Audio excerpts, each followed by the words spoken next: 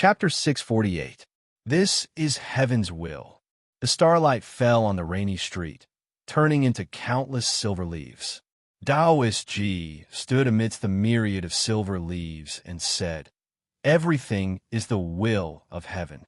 The Tianhai Divine Empress replied, "We saved him because we wanted to save him. It has nothing to do with whether or not he is our son, nor does it have anything to do with the will of the heavens. Since things have come to this, are you still unwilling to admit defeat? In the end, you don't even know who your real son is, and you dare to fight against the heavenly Tao? You fell into the cycle of the heaven Tao in the end for the sake of saving a young man that was completely unrelated to you, and you are unable to transcend it any longer. Don't you think this is extremely pitiful?" Taoist Ji said, "The heavenly Tao does not need to punish you.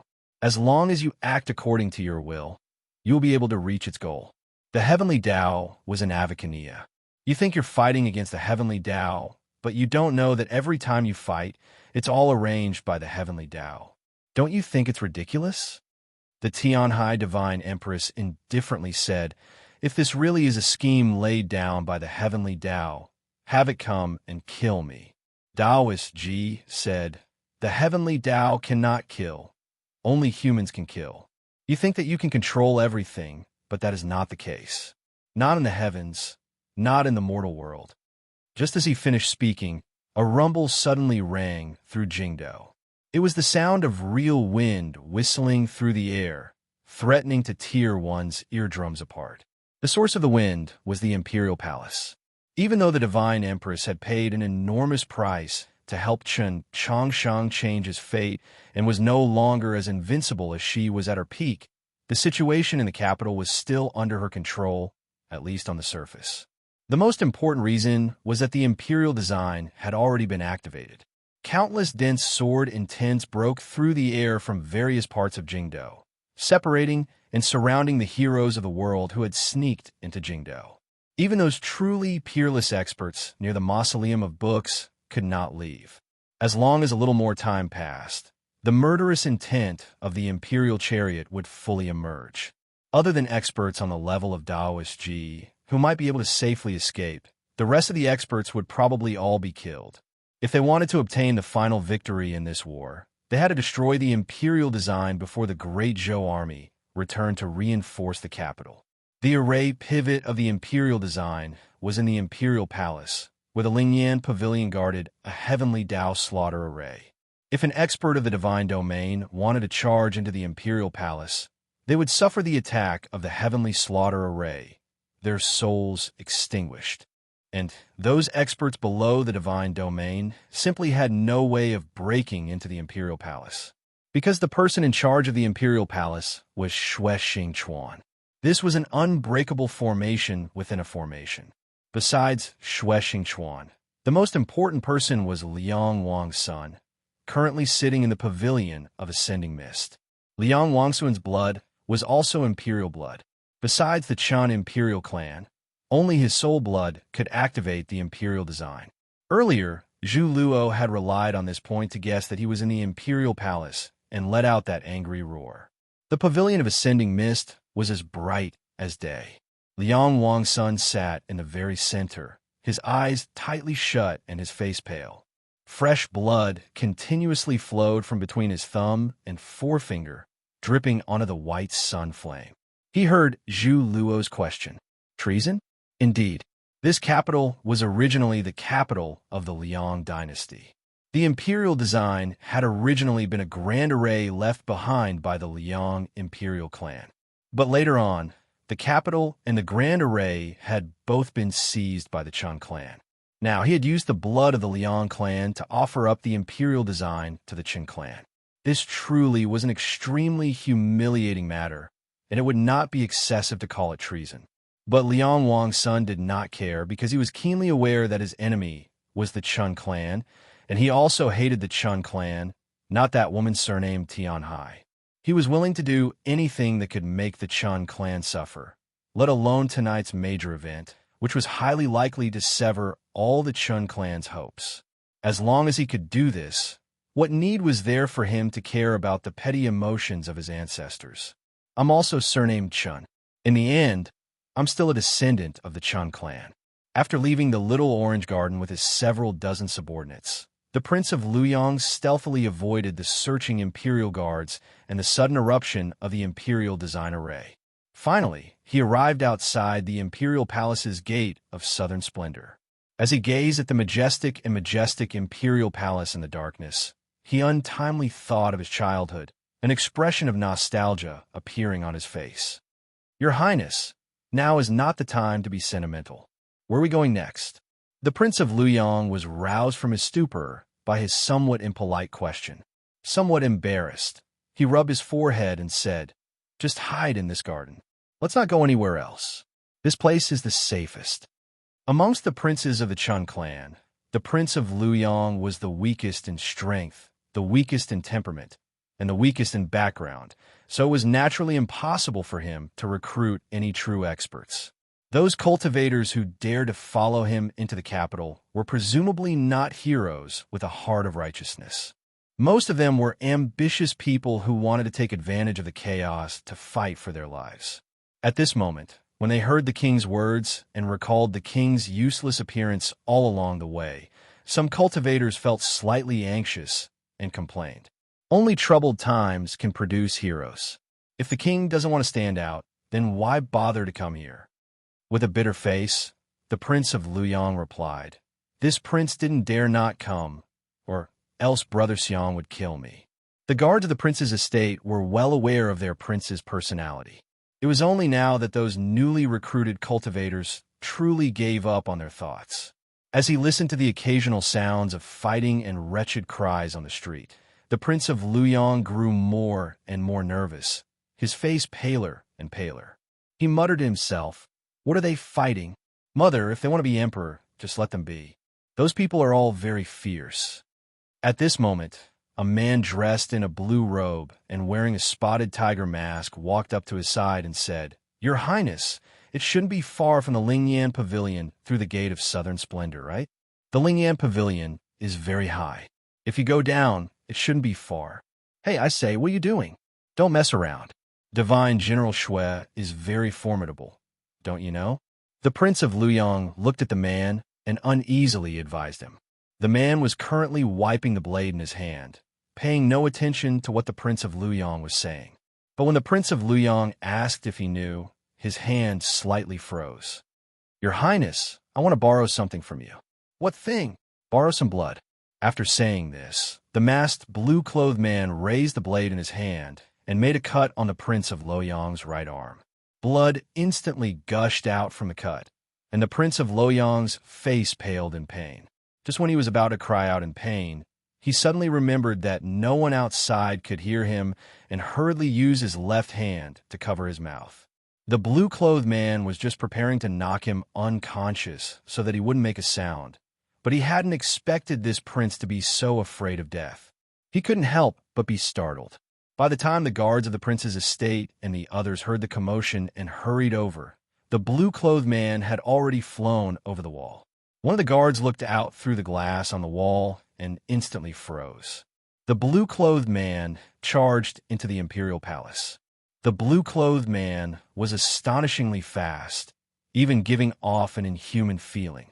A cloud of dust appeared in front of the imperial city in the darkness, illuminated by the starlight. The man was at the very front of the cloud, so fast that it was impossible to make out his figure.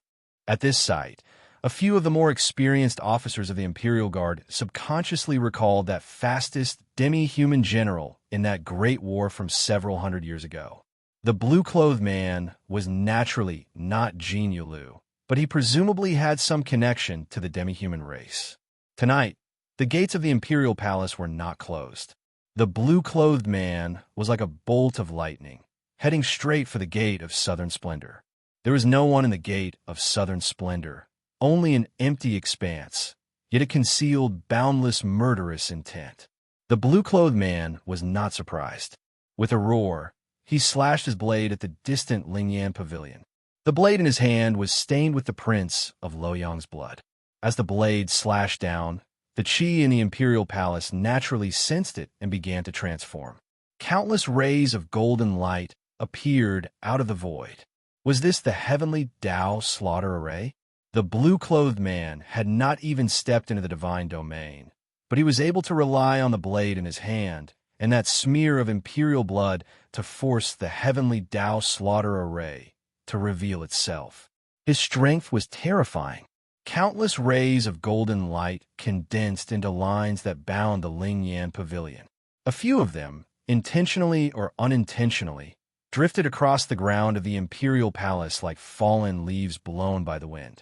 The blue-clothed man exploded with true essence, leaving behind blurs as he charged to the side, but he was unable to avoid those two rays of golden light. With several cracking sounds, the chi in the imperial palace was thrown into chaos. The blue-clothed man had taken out several magical artifacts, but all of them had been shattered. He was still unable to completely avoid the remaining power of the heavenly Tao slaughter array. Countless wounds and bloodstains appeared on his blue robe, and the mask he wore was also shattered, blown to the ground by the wind.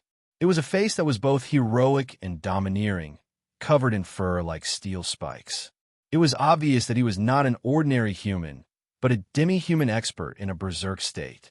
There were not many people in the world who could be so young and also possess such speed. From some place on the imperial city came the shout of a general. Shout, duh. Yes, this blue-clothed man who had charged straight into the imperial palace was the strongest of the younger generation of demi-humans. The fifth-rank Shao, duh, of the Proclamation of Liberation. This demi-human expert had an extremely resounding reputation in the world, yet he was unable to change the mood of the crowd, because this was the Great Zhou Imperial Palace. Accompanied by countless low, buzzing sounds, countless soldiers vaguely appeared in the surroundings of the imperial city, forming a dense black mass. The bolts of the divine crossbows reflected a devouring luster in the pitch-black darkness. The center of the imperial palace was still empty, with only Shouda. Even if you are the fifth-ranked expert of the Proclamation of Liberation, daring to charge into the Great Zhou Imperial Palace will still result in death. Seeing the divine crossbows in the darkness, sensing the terrifying chi of the heavenly Tao slaughter array that was gradually fading away, Shouda did not hesitate, abandon the blade. Kneel. Raise the hand. Yell.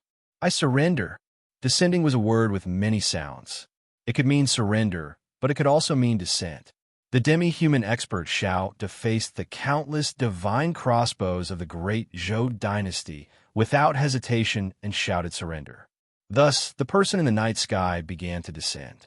All the experts of the divine domain that could control the wind were in the mausoleum of books. If the immortal birds and strange beasts of the various sects and sects dared to appear in the sky of the capital tonight, they would assuredly be shot to death or pursued by a flock of red falcons. Who was flying in the night sky? It was a very large kite. The kite flapped in the wind. There was a string under the kite, and on the other end of the string was a person. This person's face was covered by a piece of white paper, which also flapped in the wind. 3 holes had been dug into this white paper, making it seem rather terrifying. Second on the Proclamation of Liberation, painted armor Xiao Zhang. He jumped down from the sky. He dodged the golden lines of light that Shouda had just forced out, and like a meteor, he smashed into the Lingyan Pavilion. Chapter 649. In the Lingyan Pavilion, Liang Wang's son sensed Xiao Zhang's arrival.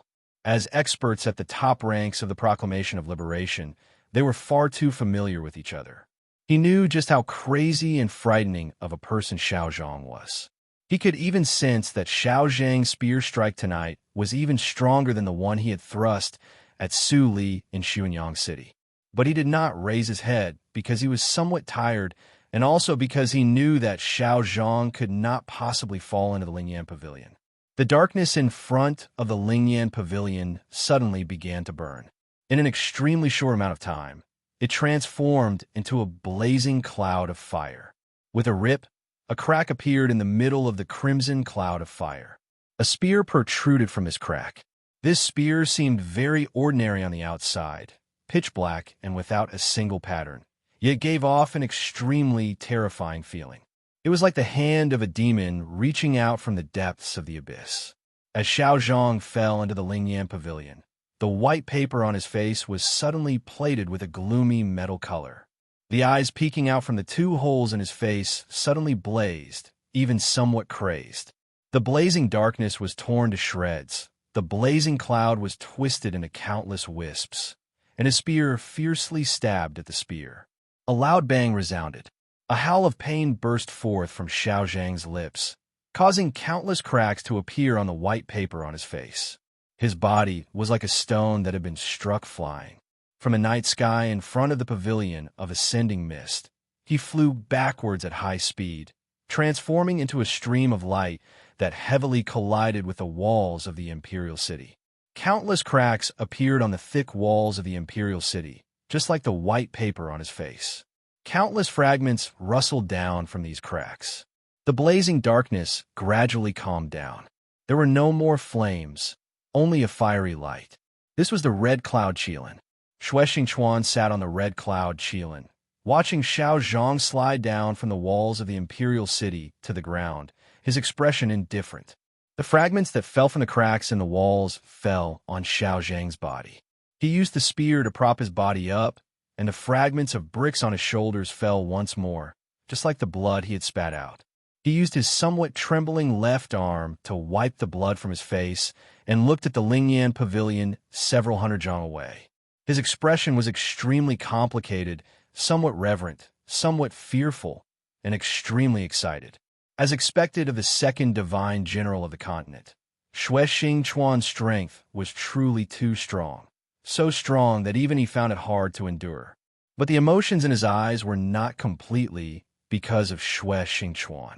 Most of it was because of the seemingly ordinary spear in Xue Xingchuan's hand. Frost God Spear. Xiao Zhang stared at the spear in Xue Xingchuan's hand and shrieked. His eyes were blazing, and his voice was trembling like boiling tea. Frost God Spear, the divine weapon that accompanied Emperor Taizong back then, number 1 on the tier of legendary weapons. Xue Xingchuan's strength was truly too strong. He was even stronger than the rumors, ridiculously strong. The array pivot of the imperial design was in the imperial palace.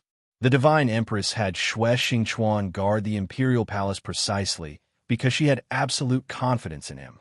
Tonight, all the experts of the divine domain that had come to the capital had been drawn to the vicinity of the mausoleum of books by the divine empress.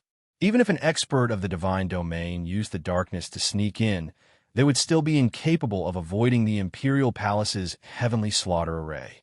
As for experts below the divine domain, no one was a match for Xue Xingchuan. Xiao Zhang's crushing defeat in one move was proof of this. And now, the Frost God Spear was also in his hands. He even had the strength to fight against an expert of the divine domain. Now, unless Wang Pa also came and held Zhou Dufu's having blade, there was still a sliver of chance. But everyone knew that Wang Pa could not appear tonight because he did not like the Tianhai Divine Empress's tyranny. But he also had an unresolvable 1,000-year-old grudge with the Chun Imperial clan. No one could defeat Xue Xingchuan with the Frost God Spear, so no one could break the imperial design. The situation in the capital would always be under the Divine Empress's control, no matter how one looked at it. This was a situation that could not be resolved. Xue Xingchuan dismounted from the red cloud Qilin and patted its back, indicating that it should leave. A streak of fire illuminated the darkness. The red cloud Qilin left the battlefield and went to some place in the palace to await its summons. Xue Xingchuan stood at the bottom of the long steps of the Lingyan pavilion, calmly gazing at Xiao Zhang and Xiao De, these two experts of the proclamation of liberation. He slowly raised the Frost God Spear in his hand. The several thousand soldiers on the imperial city raised the divine crossbows in their hands, preparing to unleash a fierce rain of bolts. Suddenly, Xue Xingchuan's brow creased and his complexion subtly changed. My apologies. Xiao Zhang's voice pierced through the blood-splattered white paper, seeming exceptionally cold and terrifying. I am not your match, but tonight is not a contest. Xue Xingchuan's complexion changed once more upon hearing these words, and his eyes became as cold as a glacier. Xiao De knelt on one knee and suddenly slapped the ground with his palm. The stones on the ground were completely shattered and then shot into the air. At the same time, he used his final magical artifact. A furious chi followed the stones and spread in every direction, stirring up countless clouds of dust and instantly obscuring the scene on the battlefield. An extremely violent roar sounded from within the smoke and dust. It was Xiao Zhang's voice. In the imperial city, shrouded in both darkness and dust, footsteps like the drums of war resounded. Xiao Zhang began to charge, like a fierce horse, smashing through the dust and debris, tearing through the darkness. In the blink of an eye, he had arrived in front of the Lingyan pavilion. With a boom, the tip of his spear seemed to explode with a spring thunder as it stabbed at Xue Xingchuan's face. Xue Xingchuan grunted, true essence violently surging out. With a flick of his wrist, the frost god's spear cleverly chopped down. There was a crisp clang, like someone striking an ancient bell that had been around for thousands of years. The frost god's spear glowed in the dust of the night, like a faint sun in the autumn sky, brimming with a desolate and somber aura. This spear simultaneously contained an indescribably lofty concept and an unimaginable imperial pressure. Even Xiao Zhang could not avoid this spear and was struck to the ground. Several strange, ear-piercing pops resounded from the steps of the Lingyan pavilion. Xiao Zhang's hands gripped the spear's head and tail, holding it horizontally towards the sky. The middle section of his spear was already bent. His two arms were also bent. His knees were also bent. His knees were bent to the ground. The stones on the ground were shattered. His knees were shattered. His wrists were shattered. Blood spurted from every part of Xiao Zhang's body, including his lips, forming a ball of blood in the darkness. But to everyone's horror, even after suffering such heavy injuries and withstanding the pressure of the frost god's spear, Xiao Zhang still did not completely collapse. Just what was he holding on for? He clearly knew that he was no match for Xue Xingchuan. So why had he once more charged at Xue Xingchuan? At this moment, Xue Xingchuan's complexion changed once more. This was already the third time. Unlike the previous two times, this time, Xue Xingchuan's expression underwent an even greater change. His eyebrows rose, seeming especially angry, his complexion extremely unsightly, as if somewhat bewildered. His eyes were somewhat perplexed, as if not daring to believe, and then a mouthful of blood spurted from his lips. That blood was green, just like the pupils of his eyes, which were also currently turning a faint green. And just like his eyebrows and hair, blown away by the night wind, all of them were green. Xue Xingchuan had been poisoned. He could clearly sense tens of thousands of small knives incessantly scraping and stabbing at his meridians. His true essence was currently leaving his body at an unimaginable speed, leaking out into the world. What sort of poison was this? How could it actually injure him? In a very short amount of time, he had determined that the poison he had been poisoned assuredly contained the legendary colorless, odorless, formless, and immaterial peacock plume. But was that not the method of the demon princess? Could it be that those people who opposed the divine empress tonight had actually colluded with the demons? But when had he been poisoned? Since Principal Shang was Taoist Ji, then this divine physician was assuredly a master of poisons. In this aspect, he had always been very careful.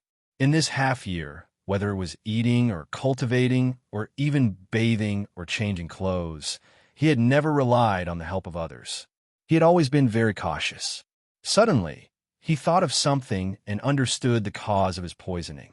Gazing at a palace hall in the darkness, his complexion changed once more, becoming somewhat pained, somewhat sad, somewhat sorrowful. As it turned out, the medicine used to cure people was the poison used to kill. Nothing was more poisonous than the human heart.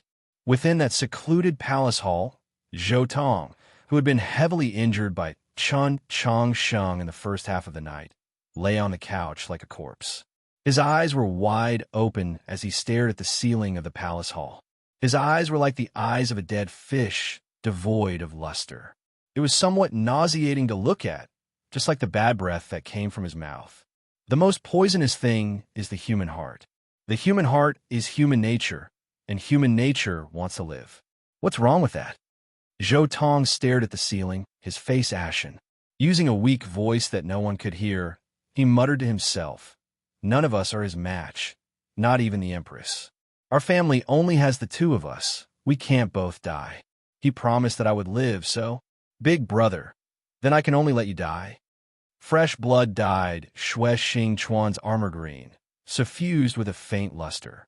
The imperial palace in the darkness suddenly became abnormally quiet.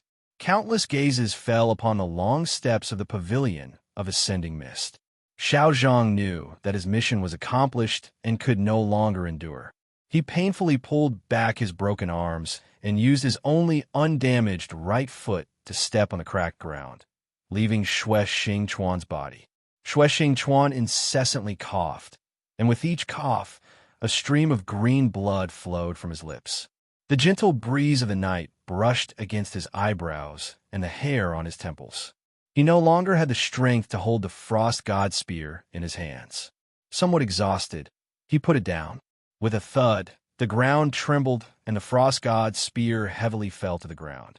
Shui Xing Chuan did not fall. Gripping the spear in his hand, he slowly lowered his head and then closed his eyes.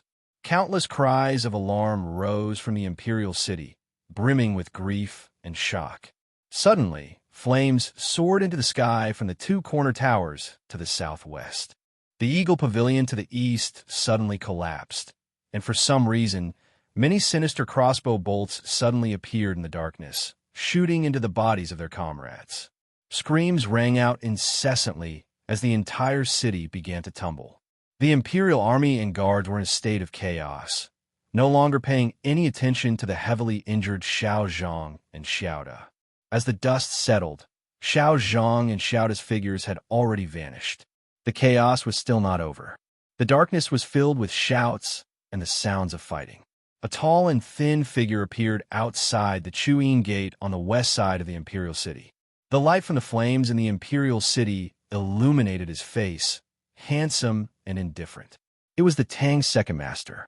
A deputy general of the Imperial Guard walked out of the Imperial City and whispered to him, "Uncle." Chapter 650. The Tang's second master walked into the Imperial City. This was his first time coming to the Imperial Palace, but he was very familiar with it. Whether it was the heavenly Dao slaughter array or other mechanisms or arrays, none of them could make his footsteps hesitate for even a moment. Not long after, the azure robe disappeared into the night, and when it reappeared, it was already in front of the Lingyan Pavilion. The stone steps in front of him were very long. They went straight into the night sky, as if one could ascend to the heavens through them. To many people, the pavilion of ascending mist and this long staircase were the most spectacular and beautiful buildings in the Imperial Palace. But to the Tang's second master, these stone steps and the single building at the top were the ugliest buildings in the Imperial Palace. In his view, the Lingyan Pavilion and this long staircase were completely incompatible with the architectural style of the Imperial Palace. They were too new and too conspicuous. What a nouveau riche's aesthetic, he said mockingly and walked up the long stairs. Arriving in front of the pavilion of ascending mist, he did not show any signs of caution. He directly pushed open the door and walked in, appearing excessively calm and unhurried. Liang Wangsun sat on the floor in the middle of the Lingyan Pavilion, quietly looking at the tightly shut window. No one knew what he was thinking. His blood continued to flow. Through the light emitted by the white sun flame, it entered the streets and alleys of the capital. Emperor Taizong's modifications to the imperial design were not thorough. There are some problems that cannot be resolved. If you continue to persist, your blood will quickly run dry. The Tang's second master walked into the Lingyan Pavilion and glanced at the portraits on the surrounding walls. He tapped his folding fan against his palm and shook his head. Liang Wangsun looked up at him and asked, "Who are you?" The Tang's second master calmly replied, "My surname is Tang, second child." Liang Wangsun's expression turned slightly serious. So it was the Tang's second master. The Tang's second master noiselessly laughed, apparently very happy that even a famous person like Liang Wangsun knew of him. Then his smile suddenly disappeared, and he said expressionlessly, "Since your highness knows me, Then you should also know that you are not my opponent." Liang Wang's son calmly gazed at him and said, "Other people might not know how terrifying the Tang's second master is, but how could I not know? But I am currently connected to the soul of the imperial design, so how can you touch me?" The Tang's second master's gaze fell on him. A bright, golden aura was faintly discernible on Liang Wangsuan's body. He sat in the Lingyan pavilion, but he was one with the imperial carriage in Jingdou. Any attack against him could be regarded as an attack against the imperial design and would receive a merciless backlash from the imperial design. But if they did not move against Liang Wang's son, how could they separate him from the imperial design? The Tang's second master once more noiselessly laughed. His appearance should have been rather comical, but in the Lingyan pavilion that was as bright as day, it seemed especially terrifying. He didn't even glance at Liang Wang's son and directly walked over to the only 4 pillars in the Lingyan pavilion that faced the east. He took out an object from his sleeve and then inserted it between the pillars. When Liang Wang's son saw this scene, his expression suddenly changed. He wanted to do something, but he couldn't get up. An extremely ancient qi seeped out of the Tang second master's palm. Following that object, it entered the pillars and then continued downwards, crossing the long stone steps and entering some place beneath the imperial palace. Then, through those secret tunnels and canals that no one knew of, it spread out in all directions of the capital. A light breeze blew through the pavilion of ascending mist, and a slight buzzing sound rang out. The bright light instantly darkened. Just like this, the divine artifact of the demons, the white sun flame, was extinguished. Liang Wangsuan's blood flowed down his hand and onto the white sun flame, but it could no longer be absorbed, so it continued to drip to the ground.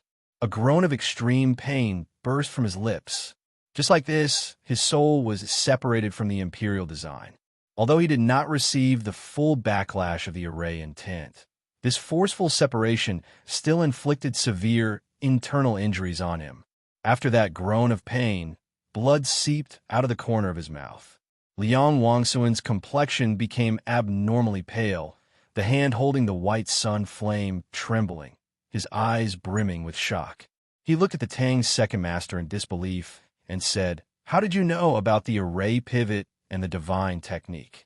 The Tang's second master's palm slowly left the pillar. He took a handkerchief from his sleeve and carefully wiped the remaining wood shavings from his palm. A magical artifact made of ancient bronze had appeared on the pillar. The majority of it was embedded in the pillar, leaving only the uppermost layer, which looked like an eye. It was an extremely ancient eye. Not too long ago, I said to a junior, "I have to learn reverence.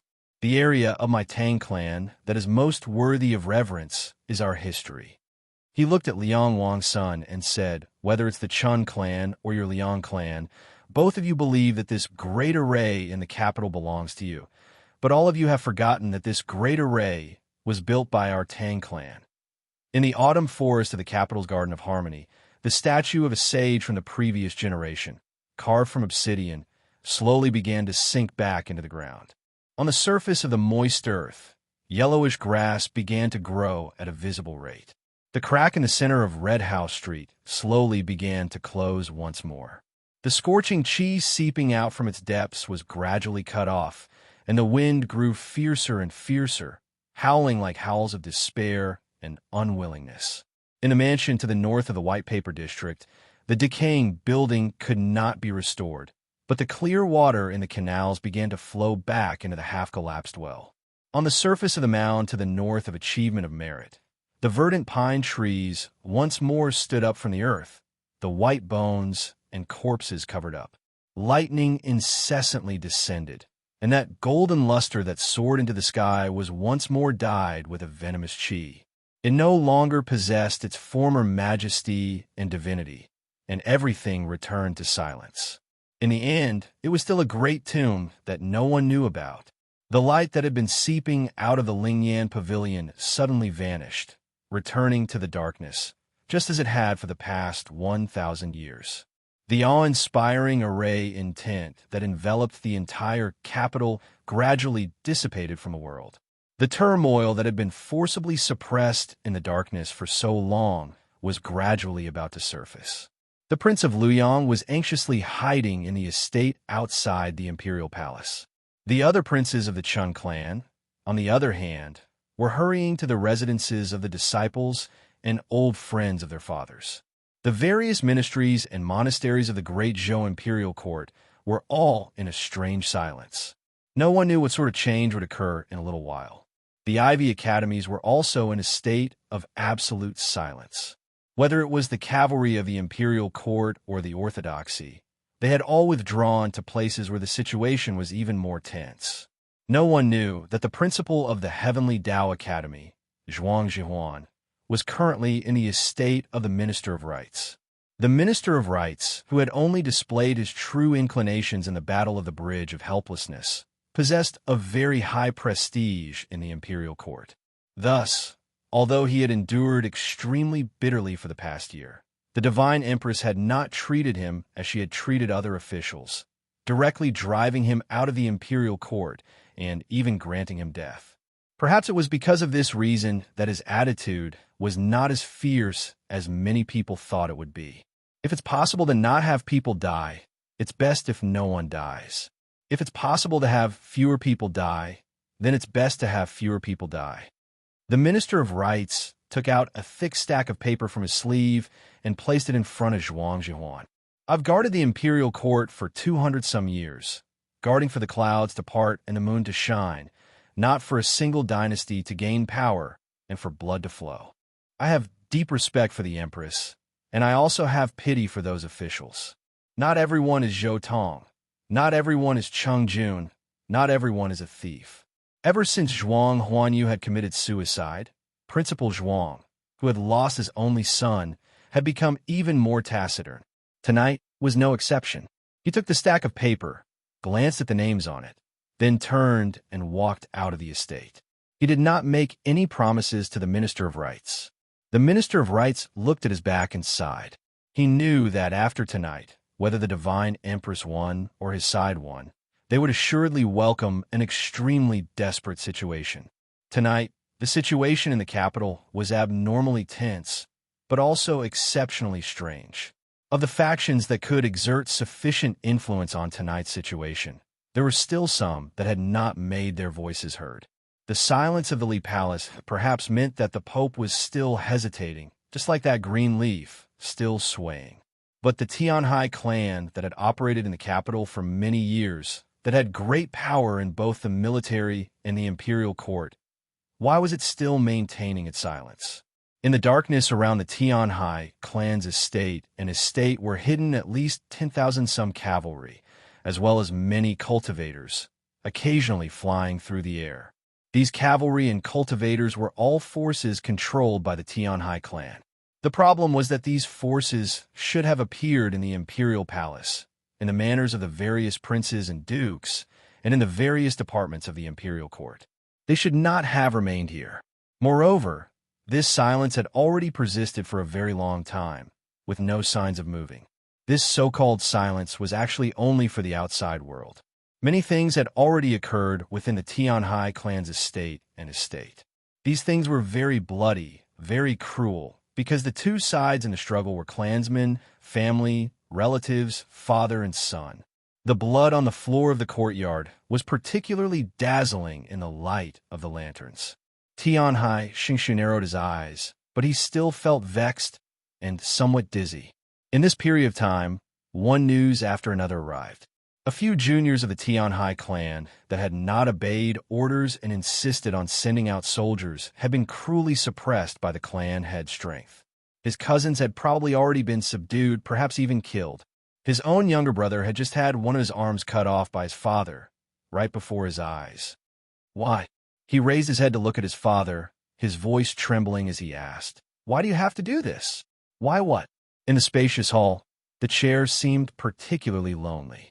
Tianhai Chenwu also seemed very lonely as he sat in the chair, but this did not cause his expression to change in the slightest. He looked at his son and expressionlessly asked, "Just what do you want to know?" "There are many things I want to know." Tianhai Xingshu angrily yelled, "Just what do you want to do?" After experiencing the turmoil and bloody suppression of the first half of the night, there was no one else present, only father and son, so lonely that it made one's heart palpitate. The leader and I are both sick. I've caught a cold and my entire body aches. This holiday has been a good one. I hope that I can get better as soon as possible so that it doesn't affect my work in the next few days. Chapter 651. If you want to ask why we did not appear in a mausoleum of books, that's because a battle on that level is no longer something I can participate in, much less you. Tianhai Chunwu stood up from his chair and slowly walked to the door. After a moment of silence, he said, "As for this war in the capital, since I've already made up my mind, I will not change it. My holiness has so easily made your decision, so how can we so easily accept it?" Tianhai Shengshue's face was as pale as snow. "I'm the head of the Tianhai clan. My decision represents the will of the Tianhai clan. My holiness must not forget that the Tianhai clan is the Tianhai clan because the empress is surnamed Tianhai. But you must also not forget that saying that has been circulating on the continent for a long time. Tianhai is Tianhai. The Tianhai clan is the Tianhai clan." Tianhai Chunwu looked at his son like he was looking at an idiot and harshly yelled, "Why should I have the Tianhai clan accompany her in death?" Tianhai Shengxue gave a somewhat absent-minded laugh. "Could it be that my holiness believes that if the empress is no longer here, our Tianhai clan can continue to exist? A truly intelligent person will never deny the existence of any possibility." Tianhai Chunwu gazed at the mausoleum of books under the night sky, the corners of his eyes twitching. He took in a deep breath and forced himself to calm down. With a slightly hoarse voice, he said, "His Holiness the Pope and Principal Shang swore an oath to the starry sky to make a promise to me. They have no leeway to renege on it. If the imperial court wants to stabilize as quickly as possible, it needs our existence." Tianhai Shengxue painfully said, "Father, you shouldn't be such a naive person. How could you be so muddle-headed?" "Naive? Muddle-headed?" Tianhai Chunwu laughed involuntarily, a tinge of pain and hatred flashing through his eyes. His voice became even more hoarse as he harshly said, "Until the final moment, do you think I would make this sort of decision? Just a moment ago, the Empress saved Shun Changsheng. Do you still not understand what this means?"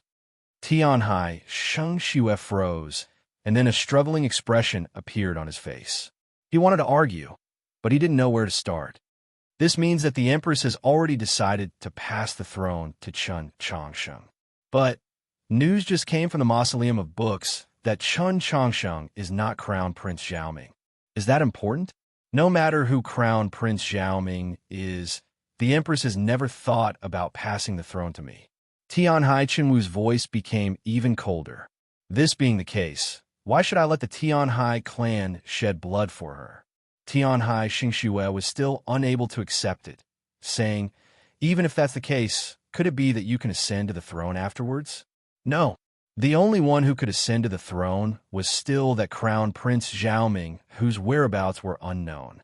Principal Shang has planned for so many years that he would never allow anything else to happen. The Prince of Xiang can't, the Prince of Zhongshan can't, and Sir also has no hope. So what difference does the situation make?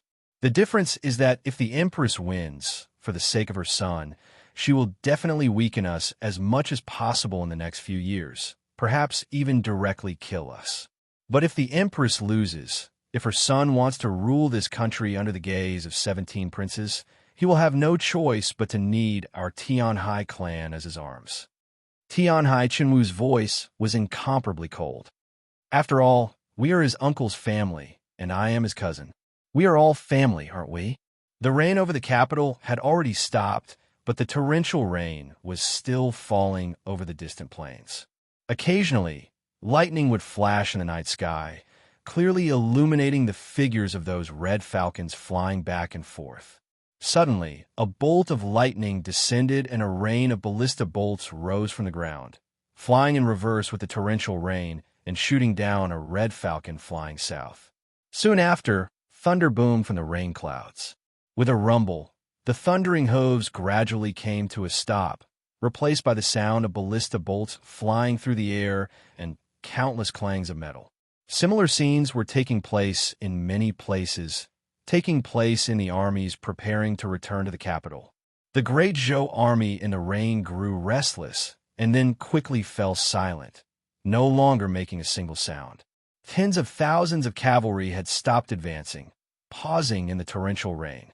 It was strangely quiet, and no one knew what had happened. At the very front of the cavalry of the great Zhou's Mount Song army that had returned from the Wusong Mountain Fortress was a carriage. With the support of a guardian, the old lady of the Mutuo clan struggled out of the carriage.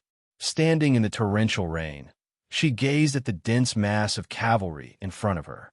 "Where's your clan's general?" The several thousand cavalry of the Mount Song army parted like a tide.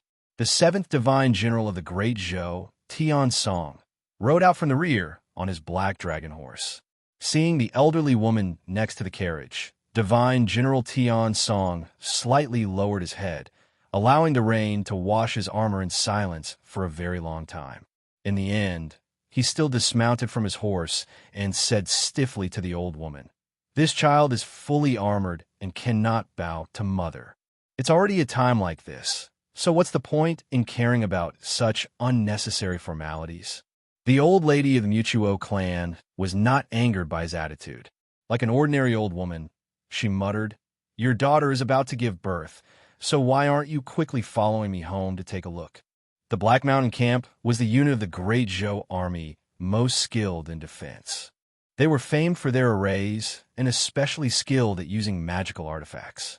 Normally, they guarded the capital and were deeply trusted by the divine empress. Some time ago, because the demon lord had left Shualao City and ventured deep into Mount Han, the situation in the north of the continent was abnormally tense. The Black Mountain Camp had been called forward by the Ministry of the Army to defend the front line of Huaiyang County, but it was still not far from the capital. Of the several armies returning to the capital tonight, although the Black Mountain Camp did not have many cavalry, it was the fastest to reach the capital, until they were forced to stop by the torrential rain or some other reason in the highlands of Red Pine Valley, 30 li north of the capital. The torrential rain fell upon the makeshift tents with a boom. It did not sound like war drums, but more like leather bags filled with alcohol falling to the ground. The tent was filled with the smell of strong alcohol, but this did not mean that at this tense moment, there were still people in the mood to feast. Rather, it was because some of the soldiers had suffered significant injuries and were currently receiving treatment. The commander of the Black Mountain Camp was Divine General Wu Shuang. This divine general had an extraordinary background and an elegant demeanor. He was strict with his subordinates, but not harsh. He was fair in reward and punishment, and had a certain degree in reward and punishment. He was deeply loved and respected by the soldiers under his command. If someone had the intention to harm him, let alone being injured, even if they were beheaded, his personal soldiers would still ensure his safety. But tonight's situation was different. Those personal soldiers could not fight to the death with their opponents. Divine General Wu Shuang's face was as white as paper. It was obvious that he had suffered significant injuries. His face was like frost, cold to the extreme. His gaze flitted across those guardians that he had grown up with, ultimately resting on his father. He became agitated and wanted to stand up, but he was restrained by a magical artifact, unable to move. He angrily roared, "The Empress has always been gracious to me. Father, by doing this, aren't you making me unjust?" The head of the Wu family looked at his son and said, "The Empress truly does trust you, but has she ever trusted your family in the slightest?" Wu Shuang's expression did not change. He sternly said, "The Empress has treated me well. I cannot let her down." The head of the Wu family's expression also did not change. He indifferently said, "So, as your father, I will not let you do anything that would betray your heart. Right now, you have a heart, but you have no power." Wu Shuang thought of how his father had led the guardians to ambush him and restrain him, and his expression became even more unsightly. The head of the Wu family calmly said, "Let it go. The Empress previously saved Chun Chongsheng in the Mausoleum of Books, which directly led to the betrayal of the Tianhai family. Did she not think of this? But why does she still insist on doing this? Because she is Chun Chongqing's mother. Then, do you think I would harm you? After a fierce battle, the reinforcements from the Han Province army temporarily stopped at the Qinggong Mountains outside the rain clouds. The sixth divine general of the Great Zhou, Tian Shui, stood on the corpse-filled battlefield, his two hands gripping the metal sword. Tensome streams of blood seeped out from the chinks in his armor. His eyes were wide open, brimming with rage. He looked at those subordinates that he had once fought shoulder to shoulder with on the battlefield, looked at those former schoolmates, and harshly yelled, "Even if you can kill me, how can you convince the masses? 7 armies have returned to the capital. Even if you kill us generals, how can you make the soldiers obey your orders?" The several dozen people surrounding him suddenly parted. The principal of Star Caesar Academy, Chen Guansong, slowly walked over from the foot of the mountain. "Teacher, when did you leave the capital?" Divine General Tian Shui looked at Chen Guansong, his expression abruptly changing. "Even Sir has betrayed?" Chen Guansong looked at him and said, "The Great Zhou dynasty has never been surnamed Tianhai, but Chen. Your teacher cannot accept the word betrayal." This extremely senior and inconspicuous figure of the Great Zhou army, so inconspicuous that everyone had almost forgotten about him, gazed at the disciple that he had admired the most 200 years ago and was now at the end of his rope. He could not bear to see this. "You fought against the demons in the north, achieving great merit for the human race. The reason the Great Zhou has been able to barely maintain a balance of power in these last few years is all because of you.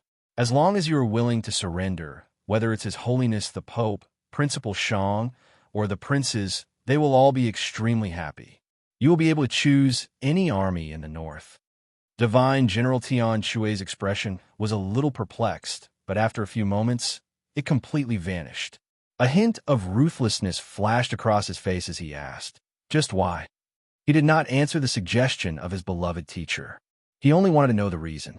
After Chen Guansong left the front lines, he returned to the capital to take charge of Star Caesar Academy, raising countless outstanding generals for the Great Zhou imperial court. He was assuredly extremely trusted by the Divine Empress, and based on his understanding of his teacher, Chen Guansong could not have endured for 200-some years for tonight's matter. So just what had made him stand against the Divine Empress? I said before that the reason the Great Zhou has been able to maintain a balance of power in the north with the demons in these last few years is all because of you. Shui Xingchuan has remained in the capital all this time. Su Shiji and the others have been mediocre and incompetent. Crucially, just what is the Divine Empress thinking? Correct, in the end, I was still disappointed in the Empress. This is the reason. Chen Guansong looked at Tian Shui and said, "I hope that this reason can convince you." Divine General Tian Shui fell silent for a very long time, and then he began to laugh, revealing his white teeth. His laugh was both miserable and full of derision. "You people, just what do you know?" The rain clouds in the night sky finally drifted over Qinggong Mountain. The torrential rain fiercely descended, but it could not wash away the blood on Divine General Tian Shui's armor. He looked at Chen Guansong, looked at his former schoolmates and comrades, his face full of contempt as he said, "Come." Chapter 652. The scene of Qinggong Ridge, the story of the Black Mountain Camp, took place in many places tonight. The army of the Western Sea Army returning to the capital was stopped at the Guyuan Ridge, and the one entering the camp was Archbishop Enlin of the Li Palace. Crucially, the Tianhai clan had succeeded in stopping the 2 armies from entering the capital. Tonight was the most crucial night in the entire human world's opposition to the Tianhai Divine Empress. All her enemies and opponents, even her relatives, had stood up, displaying unimaginable strength. You don't even know who your own son is, so what right do you have to rule the Great Zhou? You can't even control the human world, so what right do you have to talk about resisting the heavenly Tao? You can't control anything, not even your fate. Tianhai, abdicate. Taoist Ji left the street. The puddles of water on the street still seemed to have his footprints. The sounds of meat being cut in the butcher's shop stopped. Most likely, The sounds of fighting rising from various parts of the capital had finally reminded the butcher of what was happening in this world. In a very short time, the entire situation had undergone a world-shaking transformation. The imperial design sank back into the earth. The awe-inspiring array intent vanished, and the capital was plunged into chaos. The several armies rushing back to the capital, for various reasons, had all stopped. Some armies still attempted to advance through the torrential rain, but it was obvious that they could no longer make it back in time. The mausoleum of books was very quiet, abnormally quiet, so quiet that it was rather strange. The Tianhai Divine Empress stood at the edge of the divine path, her hands held behind her. As she gazed down at the capital, a mocking smile suddenly appeared on her beautiful face. This world had once belonged to her. It was hard to say whether this mocking smile of hers was directed at the world or at herself. Then, she gazed at the ever-silently palace in the northwest of the capital. At this moment, the voice that countless people had been anticipating for a very long time finally rang out. The Pope's voice was very calm, but everyone could hear the disappointment and frustration within. We were all wrong. Only Melisha was correct. The Tianhai Divine Empress slightly arched her brows, clearly rather interested in hearing the rest. The Pope thought of an old friend, thought of those conversations from the past, and his tone was very sorrowful. He always believed that in the end, you would definitely choose to save Changsheng, no matter who Changsheng was. And as long as you chose to save him, you would fall into your present predicament. Daoist Ji's voice came from the plains to the north of the capital. At this moment, his figure appeared in an autumn meadow. At the city gate more than 5 kilometers away, the jade scepter containing boundless soul power had just appeared. I've always thought that I was giving you a multiple-choice question, but in reality, this is a multiple-choice question given to you by the heavenly Tao. Daoist Ji stood in the autumn grass and calmly spoke. His voice resounded in the night sky in front of the mausoleum of books. Kill him, eat him, or save him. These are all choices, but no matter what you choose, they're all wrong. Only when you don't answer this question, when you don't make a choice, are you right. And among these few wrong choices, you even made the stupidest choice, turning the predicament into a hopeless situation. With a calm expression, the Tianhai Divine Empress replied, "Who in the world has the right to say trap to me?" Daoist Ji replied, "Of course it's you saying it to yourself. You can rule this world not because of your marriage with Emperor Xian, not because of your ability to rule, but only because of your strength. As long as you are strong enough, no one will dare to have disloyal thoughts, and even if they do, they will not dare to make any strange moves. And you chose him, making yourself weak, also giving the people of the world a chance to turn their disloyal thoughts into strange moves, giving them courage. Needless to say, this choice of yours is tantamount to abandoning the Tianhai clan, turning those powers most loyal to you into your opponents." The Tianhai Divine Empress's gaze fell upon the capital, seeing those scenes of slaughter, seeing the quiet Tianhai clan estate. Then she looked outside the capital, seeing those valleys in the torrential rain, the blood in the valleys. Daoist Ji's voice once more resounded in front of the mausoleum of books. "Everyone has already left you." The Tianhai Divine Empress expressionlessly replied, "That is because they are stupid, only able to see what is in front of them." Daoist Ji's voice suddenly became stern. "Is this short-sightedness? No. Think of Chen Guansong. Think of those divine generals. Their betrayal of you, in the end, originated from their disappointment in you. The 200-some years of your reign coincided with the demon race's weakest 200-some years, yet you were short-sighted, only knowing how to preserve the strength of the armies loyal to you, only defending against the demon race and not attacking. Not only did you achieve nothing, 20 years ago, you were even forced to cede territory and beg for peace. You handled state affairs quite well, although extremely tyrannical, and you also had an excellent grasp of the confluence of the North and South, although that was mainly the Holy Maiden's contribution in attacking. In this aspect, you made the entire human race feel humiliated. So it was for the sake of righteousness that people betrayed us. A mocking smile once more appeared on the Tianhai Divine Empress's beautiful face. This time, it was very obvious that she was mocking the world. Then have you ever thought that in tonight's Battle of the Mausoleum of Books, countless human experts will assuredly fall, their numbers withered beyond compare? The armies on the various roads will find it difficult to advance or retreat, their morale unsteady. If the demon army takes advantage of the situation to invade the south, who will stop them? If they're allowed to wreak havoc on the central plains and slaughter the common people, who will bear the responsibility? Righteousness? Can any of you bear the responsibility?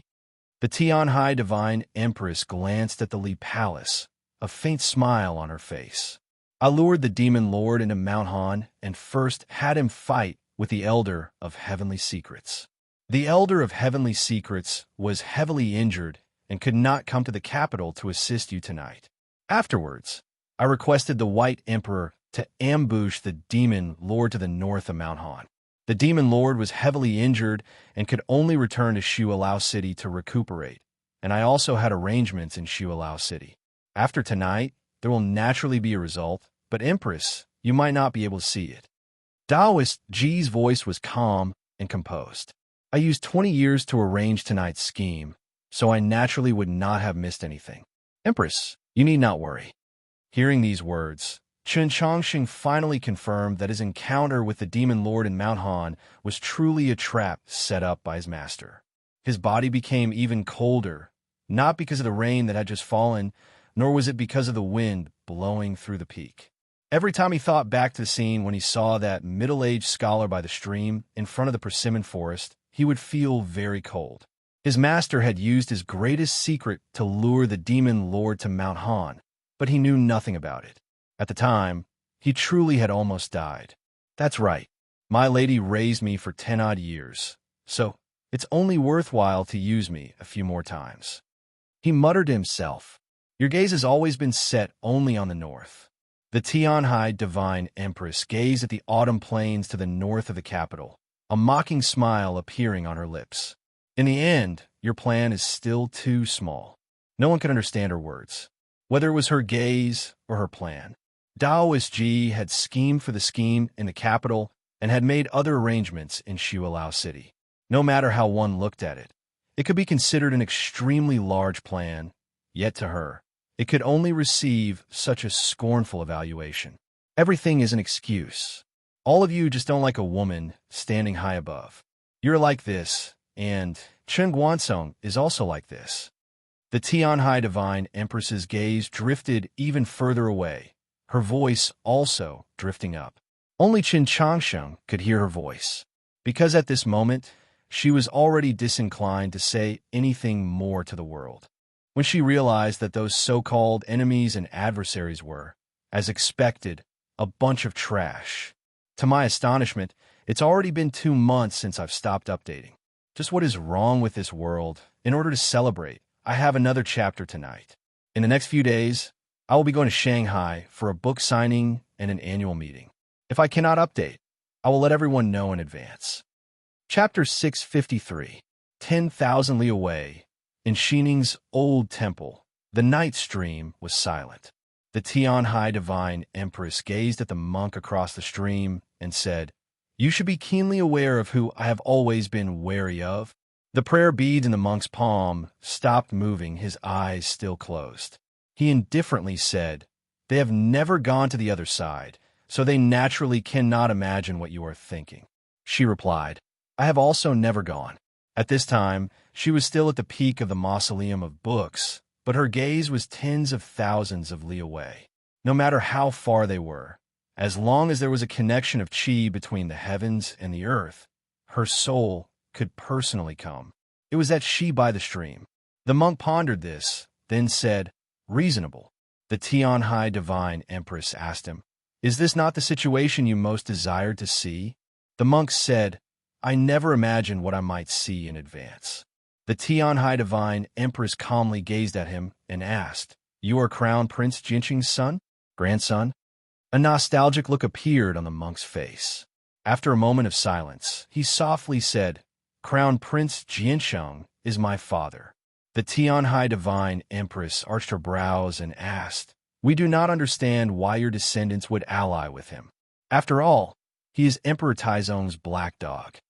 The monk slowly said, "No amount of resentment can surpass time and the desire to return home.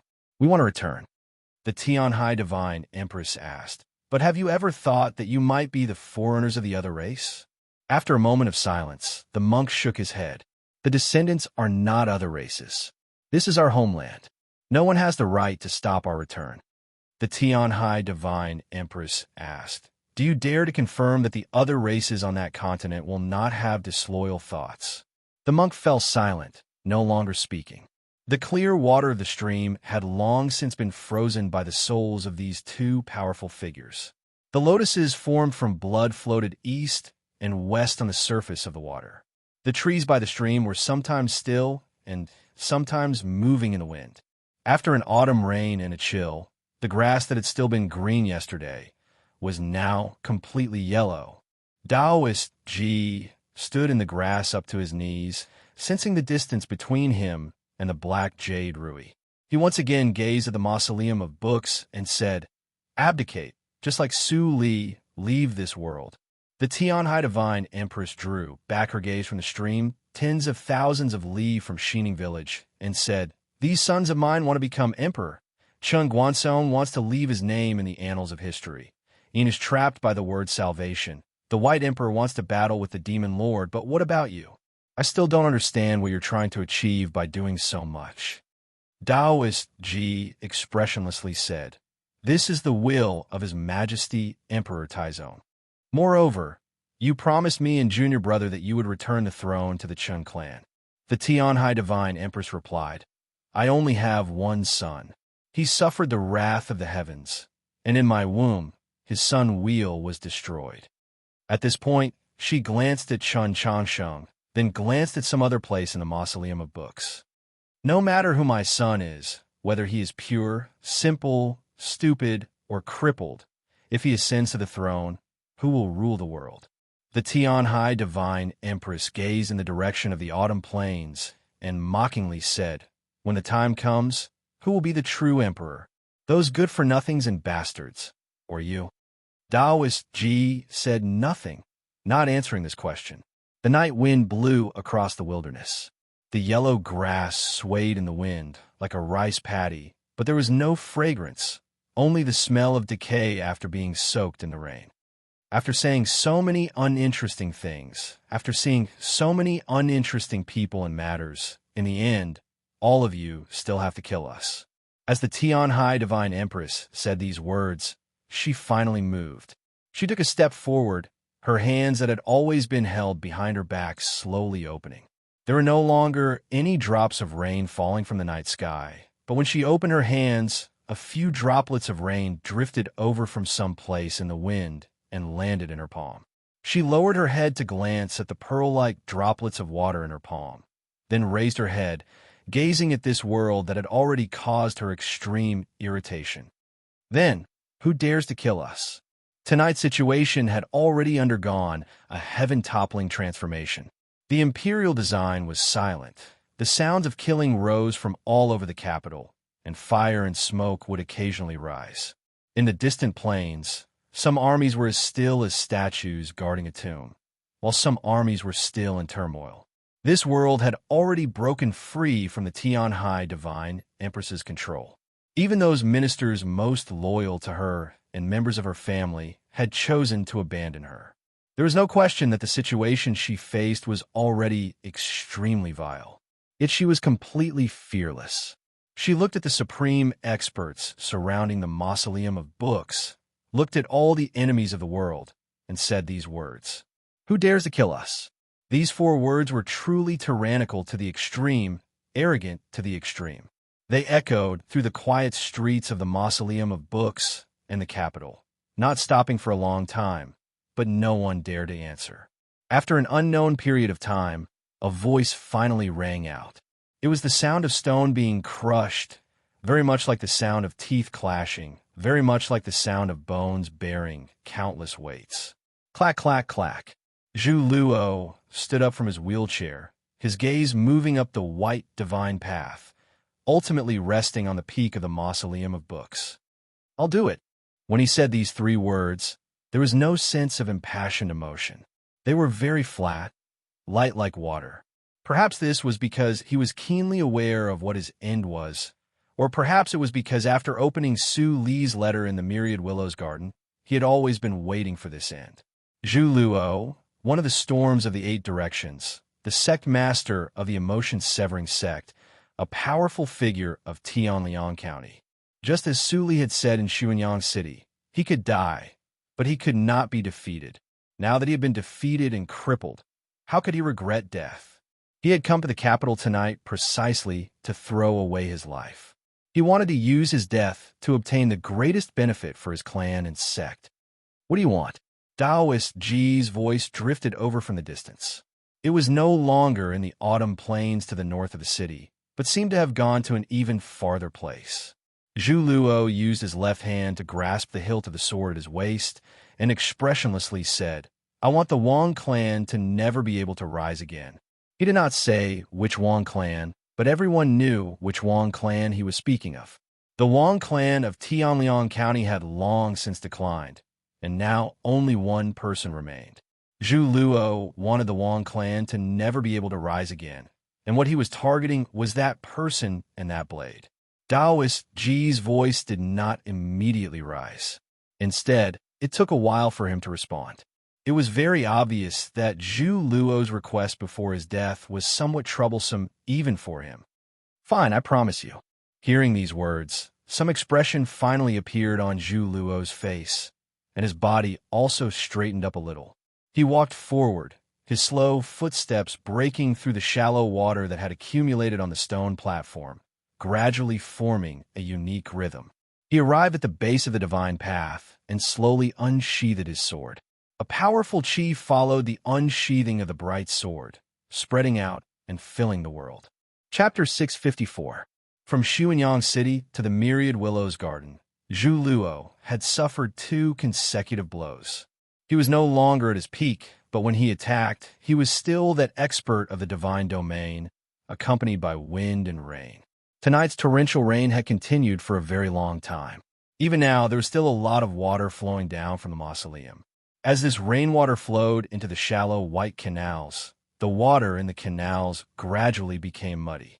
Suddenly, the murky water in the canals became pure white, like shards of snow.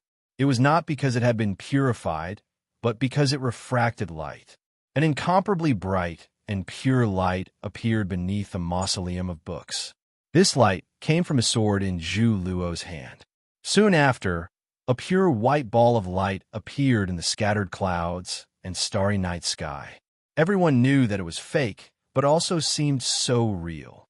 Zhu Luo's sword slashed at the mausoleum of books. A streak of moonlight moved with it. A streak of moonlight also appeared in the night sky. The water in the canals became incomparably bright, so white that it was somewhat dazzling. The divine path, paved with white jade, was also illuminated by this snow-white light. One sword in tint, 2 streaks of moonlight, rose and fell like a tide. This was the strongest sword style that Zhu Luo had comprehended several hundred years ago when he saw the moon of the demons in the snowy plains of the extreme north. He had relied on this sword style to directly kill the second-ranked demon general and establish his unparalleled reputation. Tonight was his last night, so this sword was presumably his last, so it was only natural that it would be his strongest. The entire mausoleum of books was illuminated by the moonlight. This peerless expert of Tianliang County, even while still heavily injured, was able to push his sword intent to such a level. It truly made one feel reverence. And yet, such a powerful and ingenious sword was not even able to enter the divine path, much less reach the summit of the mausoleum of books. Just when the 2 streaks of moonlight rose with the sword intent, another streak of light exploded from beneath the mausoleum of books. This streak of light was even brighter than Zhu Luo's moonlight, even more pure white, even more somber. It was also a streak of sword light. Like a snowstorm, The sword glows enveloped the world beneath the divine path in an extremely short amount of time. Two extremely powerful sword intents met. The water in the shallow canal jumped as if it was boiling, spraying countless sparkling water droplets into the night sky before being cut in half. Countless perfectly straight sword marks appeared on the hard black stone platform. They were several feet deep and were deeply embedded into the ground. Countless shrill sounds of slicing filled the heavens and the earth, and it seemed extremely terrifying. Would the two beams of moonlight be able to disperse the wind and snow, or would the wind and snow ultimately be able to cover up the moonlight? An extremely ear-piercing sound of metal breaking rang out. The snowstorm raged, and the moonlight in the night sky was blown to pieces. The moonlight in front of the divine path was also annihilated. Zhu Luo's figure suddenly disappeared. The next moment, he returned to his wheelchair. His face was very pale, and the sword in his hand was broken. His grizzled hair fluttered in the night wind, and from time to time, a few strands would fall off. With the determination to die, he swung his sword to the mausoleum of books. With incomparable determination, he naturally would not choose to retreat. He was forced back by the sword intent that was like a snowstorm. The Tianhai Divine Empress had yet to act, so whose sword intent was so powerful. Zhu Luo's body slightly trembled, as if in the next moment he would be blown to the ground by the night wind. Guanshinka glanced at him. Zhu Luo slowly shook his head and slowly sheathed the broken sword in his hand. He slowly raised his head and looked forward. He could have performed these actions more elegantly, but he did not. He only performed them very seriously and slowly, because he knew that this was the last time he sheathed his sword. The snowstorm of sword intent gradually dissipated, faintly revealing the scene below the divine path. One could see that there was a pavilion there. A person sat in the pavilion. Zhu Luo looked over and sighed. "I didn't think that you were already this strong." With a light sound, the front of his clothes split open, revealing a clear and deep wound. Blood gradually seeped out. 2 years ago, Sun Mei risked his life to seek the Tao, which moved me. That night, I decided to break through. From that moment on, I was already this strong. An ancient voice rose from below the pavilion. This voice came from the armor, as if it had been smeared with the dust and rust of the armor for a long time. As the voice fell, dust began to rise, and then there was the sound of metal scraping against metal. Soon after, the pavilion collapsed, a cloud of dust rising. Within it, a mountainous figure was faintly discernible. He had sat under this pavilion for more than 600 years. Tonight, he had finally stood up. He was the mausoleum guardian of the Mausoleum of Books, the #1 divine general of the continent, Han Qing. Looking at the collapsed pavilion and the figure in the smoke and dust, everyone was shocked, and their expressions became extremely grave. None of the experts that came to the Mausoleum of Books would forget the existence of this legendary figure. It was just that they were used to treating him like a statue or a symbol. After guarding the mausoleum for more than 600 years, the #1 divine general of the continent, Han Qing, had obtained the respect of the entire world. Even the storms of the 8 directions did not dare to look down on him. Everyone knew that if he had not sworn an oath to guard the mausoleum, he would have entered the divine domain many years ago. However, it was only tonight that everyone knew that he had broken through a long time ago. He stood in front of the divine path, his left hand gripping his sheath, his right hand gripping his sword. Although he was alone, he seemed like a magnificent army. Before His Majesty Taizong returned to the Sea of Stars, you swore an oath that you would never enter the divine for the rest of your life. Zhu Luo paid no attention to the wound on his chest that was deepening. He stared at Han Qing and said, "Now that you've broken your oath, how will you have the face to meet His Majesty in the future?" Besides experts of the divine domain like Zhu Luo, Guanshinka, and Biyang Hong, no one else knew of this matter, nor did anyone understand why Emperor Taizong had made Han Qing swear this sort of oath before his death. Even the Qiushan clan head clearly did not know the inside story, a pensive expression on his face. Han Qing said nothing, not replying to Zhu Luo's question. The shadow of his helmet obscured his face, making it impossible to tell what sort of expression he currently had. The old man from back then, the old oath, is no longer important. Zhu Luo sighed. That's right. Even I broke my oath to the starry sky in Xuanyang City and attacked Wang Pe. So how can I demand anything from you? After saying this, he slowly sat back down in his wheelchair and then slowly closed his eyes. The blood seeping out from the wound on his chest suddenly changed color, becoming crystalline as if it was mixed with the shards of many crystals. The crystalline blood met the wind and transformed into countless rays of light. His body also transformed into countless rays of light, just like that bright expanse on the snowy plains of the demon race several hundred years ago. The rays of light were gradually dispersed by the wind, drifting in every direction until they vanished. All that was left was an empty wheelchair. Zhu Luo was dead. No matter what sort of evaluation the common people had of him, especially after that rainy night in Xuanyang City, he was still an important figure of the continent. Although he had suffered 2 miserable defeats at the hands of the Holy Maiden of the South and Su Li, he was still a supreme expert of the divine domain, a grandmaster of the human race. When he was young, he had gone north several times to the snowy plains and achieved enormous feats. He could write poetry and drink wine, and he was extremely free and at ease. He was the idol of many people. After all, he was the sect master of the emotion-severing sect, the clan lord of Tianliang County, and the storms of the 8 directions. In normal times, the death of an important figure like him would assuredly be a major event that would shake the entire continent. Tonight, however, his death seemed so ordinary. This was not merely because his death seemed too ordinary. More importantly, when many people saw his death, their emotional reactions were not that exaggerated. This meant that everyone had some sort of mental preparation. This sort of thing would continue to happen. This sort of scene would continue to appear. Experts of the divine domain would assuredly fall. But they did not know whether it would be the storms of the 8 directions or the saint at the peak of the mausoleum of books.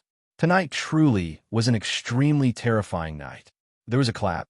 The scabbard in Han Qing's hand fell by his foot, splashing up some rainwater. The turbid water in the canal leaped up and then fell back down, returning to silence, no longer daring to move.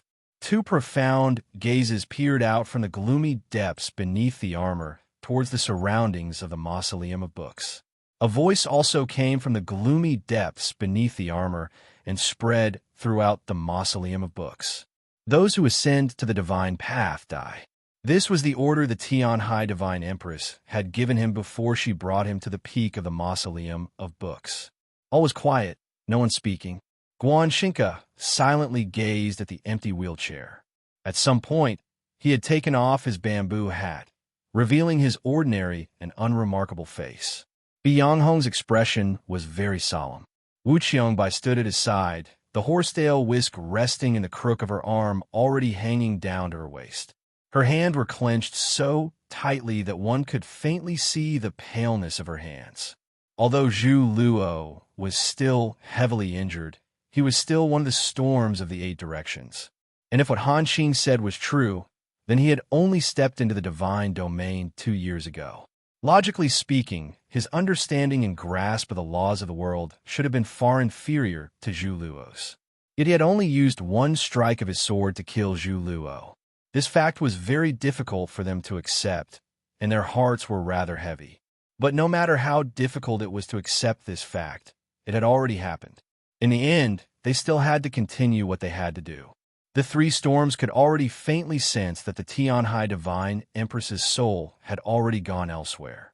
At this moment, the only one standing at the peak of the mausoleum of books was her. Moreover, she had just dropped in cultivation because she had defied the heavens and changed Chen Changsheng's fate, and had also suffered a mental blow from the fact that Chen Changsheng was not crowned Prince Xiaoming. It could be said that she was at her weakest in the past 200-some years. This also meant that this was the moment when the Divine Empress was most likely to be defeated. They could not miss out on this chance. If they wanted to step onto the divine path and battle with the Tian High Divine Empress, they first had to defeat Divine General Han Qing, who was beneath the divine path. Moreover, while others did not know, they were well aware of Han Qing's greatest secret. They even wanted Han Qing to die. Wu Qianbai's expression was very nervous. A hint of fear would occasionally flash through her eyes, but it was ultimately replaced by madness. In the eyes of the Tianhai Divine Empress, she was stupid, incompetent, and bordering on idiocy, but she was still an expert of the divine domain. The occasional setback to her Tao heart could not completely affect her state of mind. Han Qing is definitely injured. This is our chance, she harshly said to Yang Hong. Hurry and go. The little flower gently swayed under her pinky finger, its movements rhythmically swaying in the wind. Yang Hong said nothing, not listening to his wife's words. The rain had stopped long ago. The clouds parted and stars appeared. Suddenly, the vast sky of stars seemed to grow somewhat brighter. It gave one the feeling that the stars in the sky had gotten closer to the ground. Next to the wheelchair, Guan Xingke's figure was no longer there, only a bamboo hat in the rain. The sky of stars seemed both real and illusory as they arrived in the mausoleum of books. Following that figure, they swept towards where Han Qing stood. Han Qing slightly raised his head. The gloomy face that had been concealed by his armor for more than 600 years was finally illuminated by the starlight. It was an incomparably old face. Chapter 655. The sword rose, the sword fell, the wind and snow raged. Han Qing's sword was like the scenery on the snowy plains of midwinter, piercing into the starlight with extreme coldness. With countless clear, cracking sounds, countless stars were cut apart and chopped to pieces. These stars were not real, just condensed starlight. Although they had been chopped to pieces by Han Qing's sword of snow and wind, they did not truly shatter. Instead, they became countless fragments of starlight. In the night sky in front of the divine path, countless trails of shooting stars appeared. At the very front of each trail was an extremely tiny fragment of starlight. Countless tails of starlight also appeared on the stone plateau and the waters of the canals, making them seem especially beautiful. Those dense and fine shooting stars pierced through the fierce snowstorm and landed on Han Qing's body. Papa papa, like a torrential rain, like a sandstorm striking a tent, the surface of that ancient armor was instantly covered in countless tiny wounds. The dust in the chinks of the armor was jolted into the air. The rust on the armor was gradually peeled off by the fragments of starlight, and one could even faintly make out a dark red color. Useless coward! Seeing that Guan Xingke's starlight had entered the snowstorm and taken the upper hand, Wu Qianbai could no longer wait for her husband to strike first. With a grunt brimming with resentment, she swiftly rushed over. Following her figure to the bottom of the divine path was a raging wave several hundred zhang high. It was an ice-cold seawater, a deathly stillness. In a battle of the divine domain, if one wanted to win, one could not hold back. Her first move was her most powerful Taoist technique. Rumble. The thunderous roar of the raging waves resounded through the mausoleum of books. Boundless blue waves slammed against Han Qing. Han Qing's elderly face showed no emotion. He was like the roots of an old tree that had been cut down several hundred years ago. The expression in his eyes also did not change. They were like an old well that had been dried up for several hundred years. Even when facing the joint attack of the strongest Taoist techniques of two supreme experts, he still held the sword in his hand and chopped straight forward. His sword came from the snowy plains of the north, cold and austere to the extreme. The wind and snow blew violently, wanting to devour the countless tiny shooting stars, wanting to directly freeze the raging waves that were tens of thousands of feet high. Could he do it? The world in front of the mausoleum of Books' divine path was divided by three profound qis, presenting three mystical scenes. The night sky was divided into three parts. On one side was a sky full of shooting stars, on the other was a sky full of wind and snow, and on the other side was a sky full of blue waves. In the distance, a little red flower was faintly discernible in the wind and snow, in the stardust, in the raging waves, bright as ever. Countless snowflakes fell one after another, freezing the water in the canal, but it was broken by the tiny meteors. Then, the stagnant water with the aura of nirvanic extermination slapped over. The rust marks on Han Qing's armor were completely wiped away by the small meteors. Then, it was washed by the endless seawater and became extremely bright. The surface of the armor reflected the extremely complex rays of light created by the mixing of starlight and seawater, painting the night sky above the mausoleum of books with a layer of serene color. With two muffled sounds, a mark left behind by a horsetail whisk appeared on the chest of the bright armor. Next to it was a star-like pattern that was about an inch deep and almost pierced through. The blood that slowly flowed out from the chinks in the armor was instantly frozen into a flower of blood, like a coral of blood. When simultaneously confronting the strongest attacks of two experts of the divine domain, no matter how profound Han Qing's cultivation was, he was still forced into a disadvantageous position. It seemed like he was about to enter a dangerous situation. Yet behind the wind and snow, deep in the stardust, high in the blue waves, the little red flower continued to silently sway, clearly showing no intention of joining the battle. Byung-hong suddenly raised his head and gazed at the peak of the mausoleum of books. A look of astonishment appeared in his tranquil and clear eyes. The Tianhai Divine Empress stood at the peak of the mausoleum of books. No matter how intense the battle below the divine path, her expression did not change in the slightest, not even a glance. Her gaze rested on an extremely distant place, tens of thousands of li away. Her soul was also tens of thousands of li away. Tens of thousands of li away, by the stream near Xining Village's old temple, the monk suddenly opened his eyes and gazed across. A night breeze blew through the trees, also ruffling the clothes of the peerlessly beautiful woman across the stream. The Tianhai Divine Empress stood by the stream, yet she also seemed to no longer be there. The monk slightly creased his brow. With a light wave of his sleeve, he threw the string of prayer beads in his hand into the stream. With a splash, the prayer beads fell into the stream, but they did not sink. Instead, they suddenly scattered into several dozen beads that shot out in every direction. Those blood lotuses swaying between the two chis, struck by the Buddhist beads, fiercely shook. As if pulled by invisible ropes, they slowly and arduously drifted to the other shore.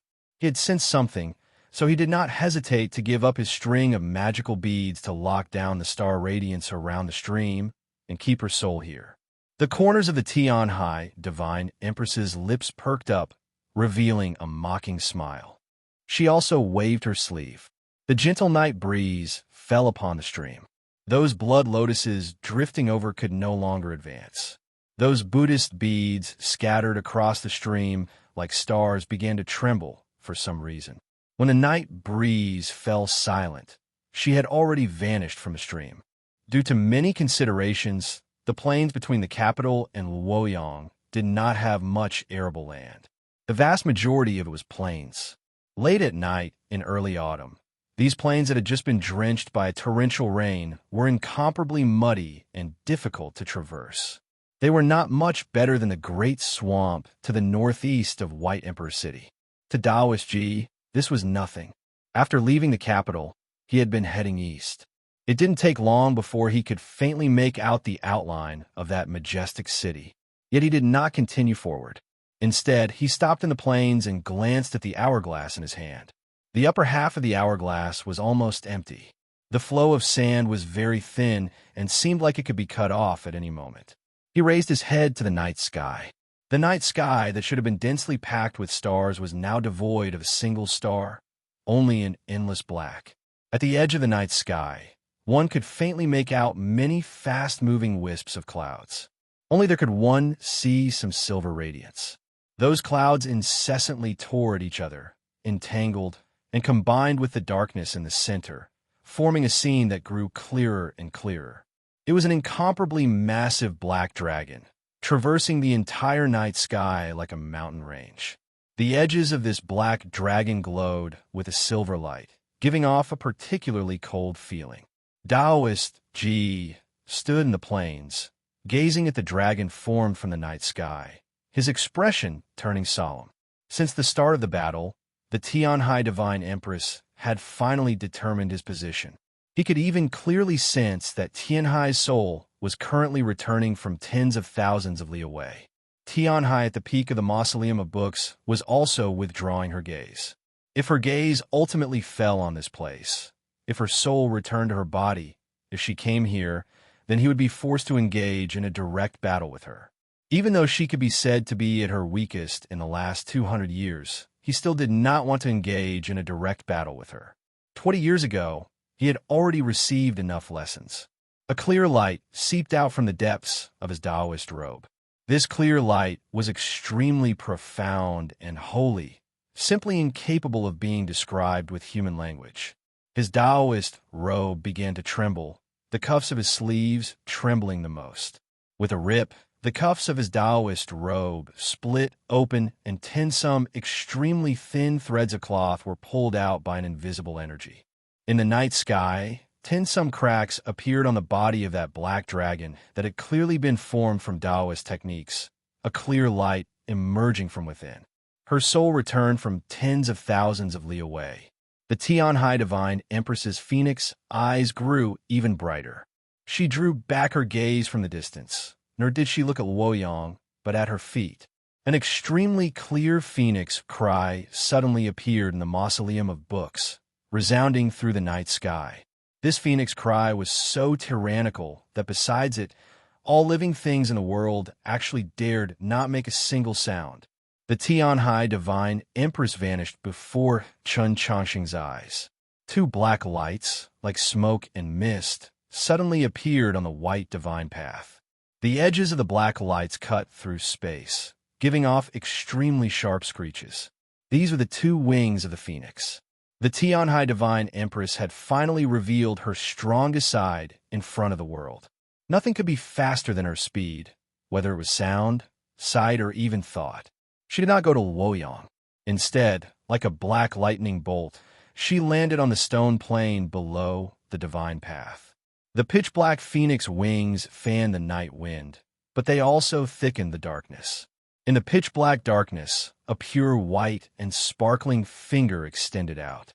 This finger calmly and irresistibly destroyed all the wind, snow, meteors, and seawater before it, pointing at the Taoist nun's forehead. This finger abruptly appeared in the Taoist nun's eyes. Wu Qiangbai's eyes surged with panic. Her originally beautiful face became distorted from shock and fear. She shrieked in fear, her clothes violently flapping, stirring up ripples on the ground as she used the momentum to rapidly retreat. At the same time, the horsetail whisk in her hand madly danced in front of her, scattering wave after wave of deathly stillness. However, how could she avoid that finger? This finger was very steady, very calm. No flames could be seen on its surface, yet possessed the world's hottest temperature. This was the true fire of the phoenix. With a hiss, the deathly stillness of the waves was instantly evaporated into white mist and then rapidly dispersed. The layers of water on the ground instantly evaporated and began to burn. The fire spread with incredible speed to Wu Qiangbai's feet, and with a boom, it ignited the hem of her Taoist robe. The finger continued forward, calm and steady, yet incomparably vast. Even if there were thousands of mountains and tens of thousands of rivers in front of it, it would still have to make way. Wu Qianbai watched as the finger got closer and closer, her face ashen and filled with despair. There was a light clap. A little red flower appeared in front of Wu Qiangbai's forehead. This little red flower was very soft, its petals lightly trembling in the wind. They were very bright, and a few drops of dew could even be seen on the petals. They were somewhat wet. The finger fell on the little red flower.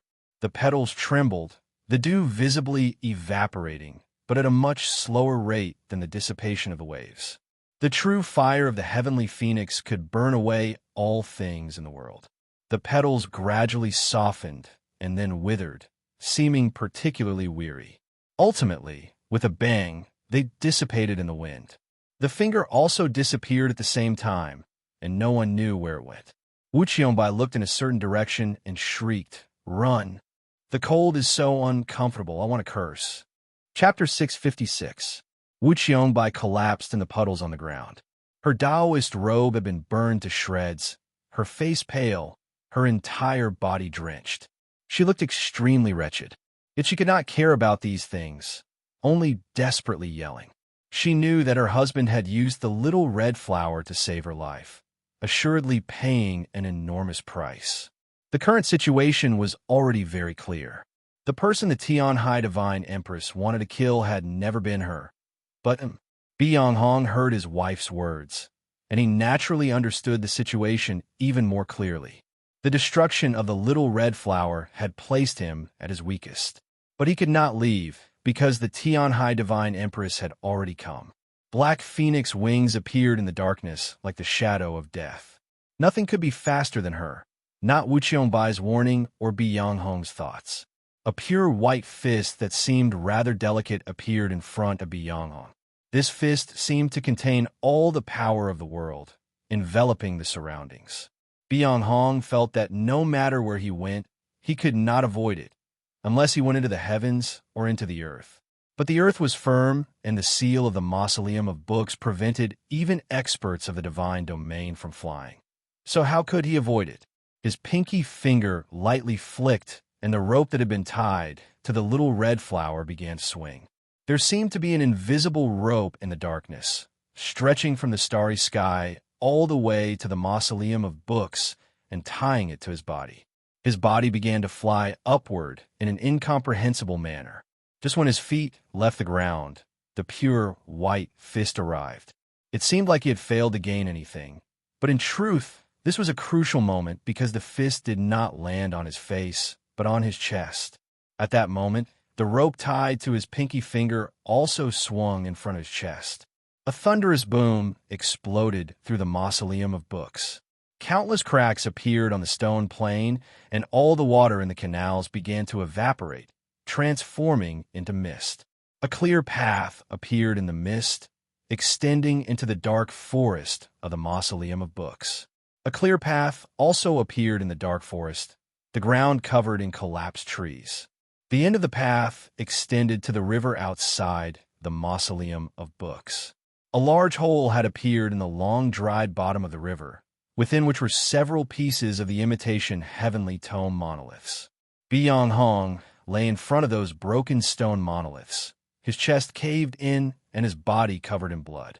Black phoenix wings scattered the darkness as a pure white fist once more appeared in the night sky, hurtling towards Hong. It was clear that it was not prepared to give him a chance to catch his breath. Wu Qianbai screamed and madly charged in that direction. The snowstorm and the meteors were still facing each other at the end of the divine path. A hint of harshness appeared on Guan Xingke's plain and unremarkable face. He had not expected that even with Hong's cultivation, he was still no match for a single punch from the Tianhai Divine Empress. He could not allow the situation to continue developing like this.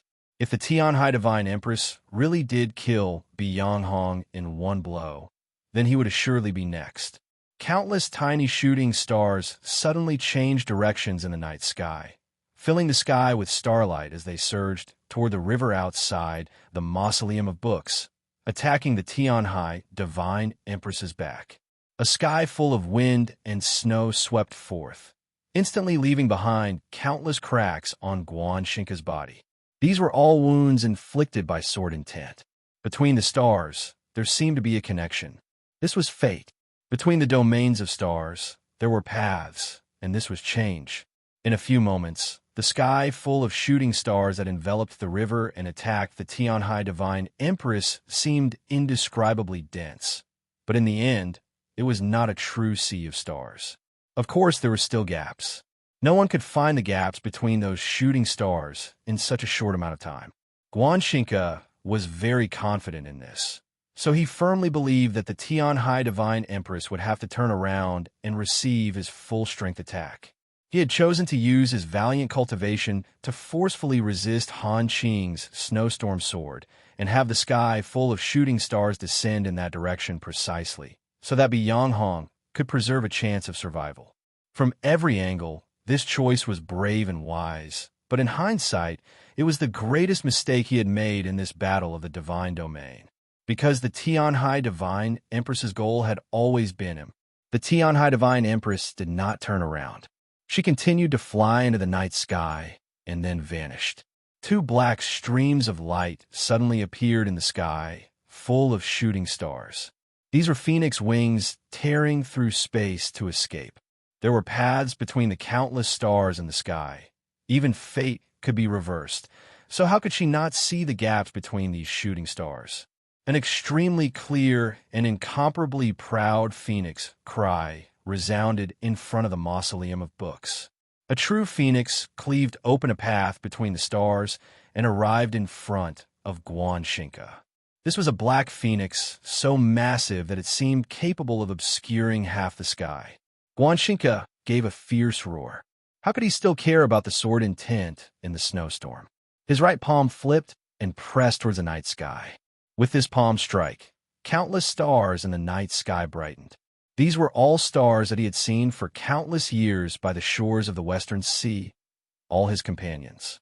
Alas, the black phoenix unfurled its wings, obscuring his eyes and also obscuring those stars.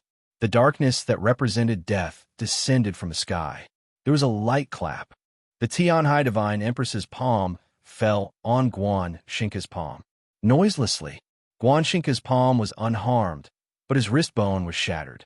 As an expert of the divine domain, he had observed the stars for several centuries. His flesh and bones had long ago transformed into jade, their toughness comparable to ordinary divine artifacts. However, at this moment, it shattered like rotten wood. Immediately after, Guan Xingke's arm shattered, and then his shoulder shattered as well.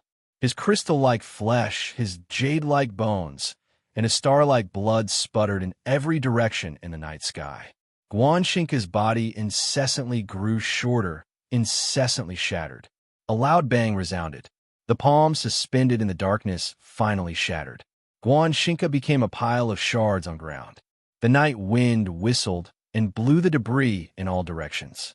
It went straight up into the night sky, and no one knew where it went. In the night sky, the incomparably massive black phoenix's figure gradually dispersed. The Tianhai Divine Empress returned to the peak of the mausoleum of books. She stood at the edge of the divine path and slowly held her hands behind her. She closed her eyes, then opened them, once more gazing at her own world. She was very calm, as if nothing had ever happened. Thus, the entire world fell silent. Just when the Tianhai Divine Empress closed her eyes and opened them, her soul once more traveled tens of thousands of li, arriving by the stream behind Xining Village's old temple.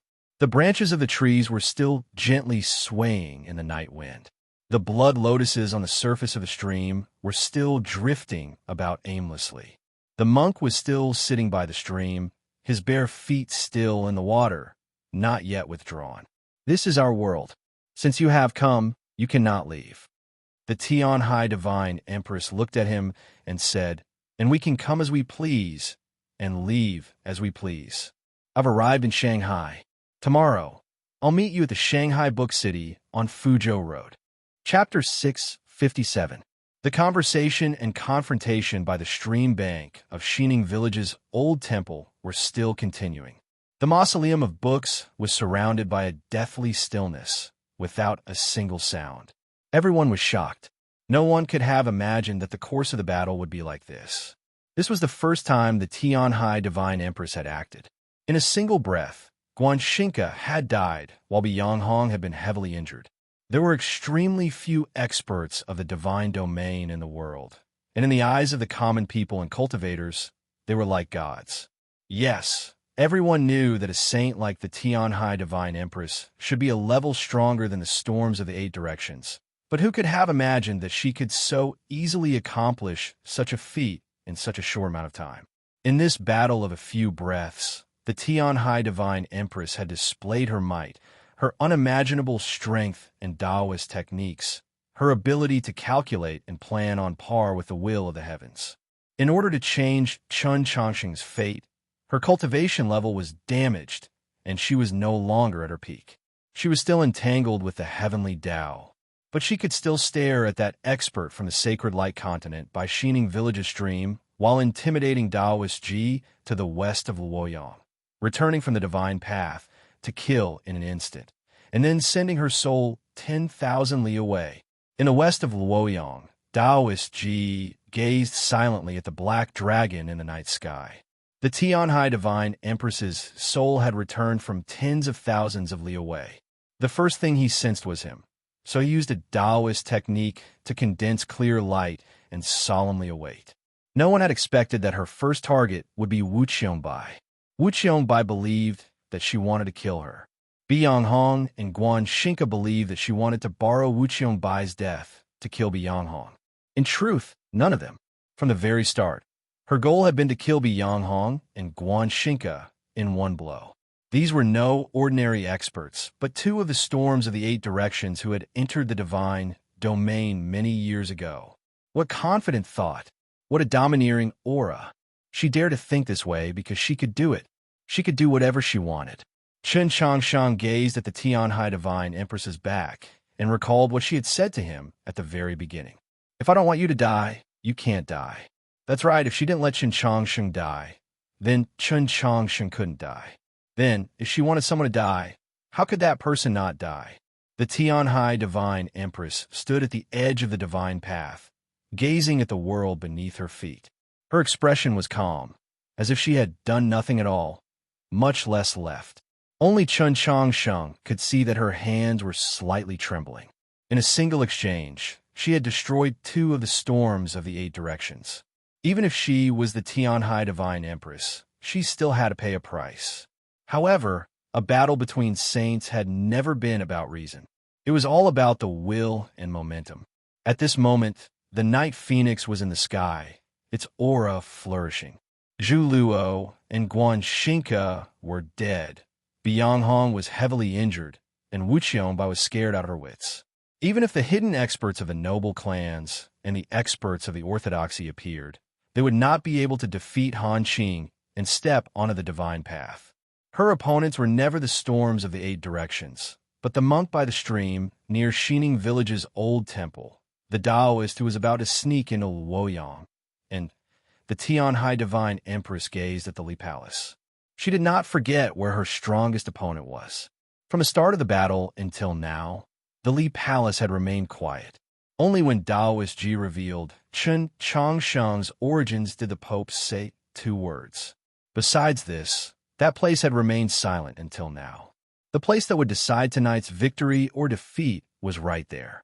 The entire world was waiting for the Pope to make his choice. At this moment, the capital, shrouded in darkness, suddenly began to glow with light. This light came from the Li Palace, from the Great Hall of Light. As she gazed at this sacred and pure light, the Tianhai Divine Empress's phoenix eyes slightly narrowed, sharp and cold to the extreme. In truth, she had long since known of the Pope's choice, because her supporters in the orthodoxy, like the Tianhai clan, had never appeared.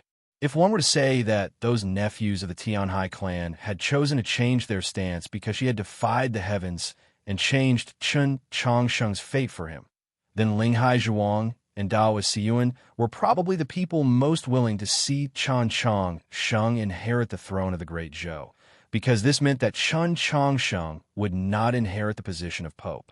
But neither Linghai Zhuang nor Taoist Siyuan had made a move, so someone had naturally made a move.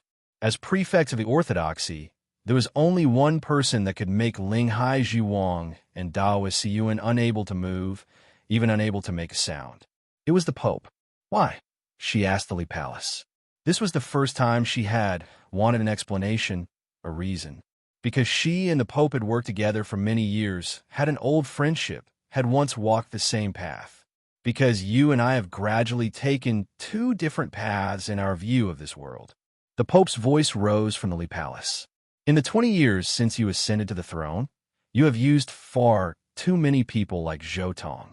I know that you want to protect your own authority so that you can put your ideas into practice, but the problem is that authority cannot resolve all problems, and your ideas are not necessarily the ideas of the people. The Tianhai Divine Empress replied, "You are wrong. I did not want authority, but I cannot give authority to these pieces of trash. The Pope replied, but there is no existence that lasts forever. These words were spoken of her, of him, of all things in the world. The Tian Hai Divine Empress fell silent for a very long time, then said, "Perhaps you can wait a little longer for me." This was the first time she had conceded, even if it was just words. Just as she had said before, it was not because she feared anything, but because she and the Pope had worked together for many years, had an old friendship, had once walked the same path. In the past, of course I could. After a moment of silence, the Pope's voice rose once more, this time filled with even more sorrow. But I do not have the time. The Tian Hai Divine Empress's brows slightly rose as she asked, "Why do you not have the time?" The Pope calmly replied, "Because I am about to die." The Tian Hai Divine Empress's brows rose even higher, like swords about to pierce through the night sky. Her voice also sharpened. "Why do I want to die?" The Pope replied, "Because I'm too old. I naturally also want to die." The Tian Hai Divine Empress's brows slowly descended like phoenix wings, her voice becoming rather lonely. "That's right. Heavenly Secrets is about to die. You are also about to die. In the end, both will die." The Pope added, "And tonight, if I do not act, far too many people will die. Far too many people." The Divine Hall of Light was filled with light. The stone walls, which were somewhat pale from the light, noiselessly parted. The statues of sages and gods on the stone walls gazed with complex expressions at the person walking out. Tonight, the Pope was not wearing a hemp robe, but a divine robe and a divine crown. His hand did not hold the divine staff, but a pot of green leaf. Linghai Zhuang and Daoist Yun kneeled at the bottom of the stone steps, clearly under some sort of seal that rendered them immobile. Chapter 658. Linghai Zhuang looked at this elder who had once been like a teacher and a father and said, "The Empress has already defied the heavens and changed Chun Changsheng's fate, so why does your holiness still make this choice? This matter has nothing to do with Chun Changsheng, nor does it have anything to do with Senior. The choice can only be one's own choice." The Pope glanced at the green leaf in the basin and said with a sense of disappointment and frustration, "In my life, I never knew how to choose. I was like a blade of grass, drifting with the wind. It was like this several hundred years ago, and it was still like this 20 years ago. Senior brother is right. I am truly a very useless person. It is always only at the final moment that I can act according to my heart, but by that time, it is often already too late." Thus, senior brother broke off relations with the Empress. Thus Zhu Luo and Guan Xinca died. If we carefully consider it, all of this should be my fault. In the last 2 years, because of the Orthodox Academy's rebirth, the Pope no longer supported the Orthodoxy's new faction. Whether it was Linghai Zhuang or Daoist Siyuan, both of them held a deep grudge against the Pope. However, they did not harbor any malice towards the Pope, because they were keenly aware that in the 1,000 years of the Orthodoxy, the Pope was a true, pure cultivator. At these words, Linghai Zhuang and Daoist Siyuan raised their heads and saw that the Pope stood in the sacred light, making it impossible to look directly at him. Daoist Siyuan said in pain, "You don't have to force yourself to make a choice." The Pope said, "My choice should benefit all living beings." After saying this, he walked out of the light palace. Thousands of priests knelt down outside the hall like a tidal wave. The Pope looked in the direction of the mausoleum of books and said, "Why don't we return together?" The Tian Hai Divine Empress's reply to this proposal was very clear, her voice cold and indifferent, brimming with ridicule. Perhaps it was because of disappointment? Give the position to these idiots? You've really gone senile. Go to hell then. The Pope faintly smiled, knowing that she was not in a good mood, and then shook his head.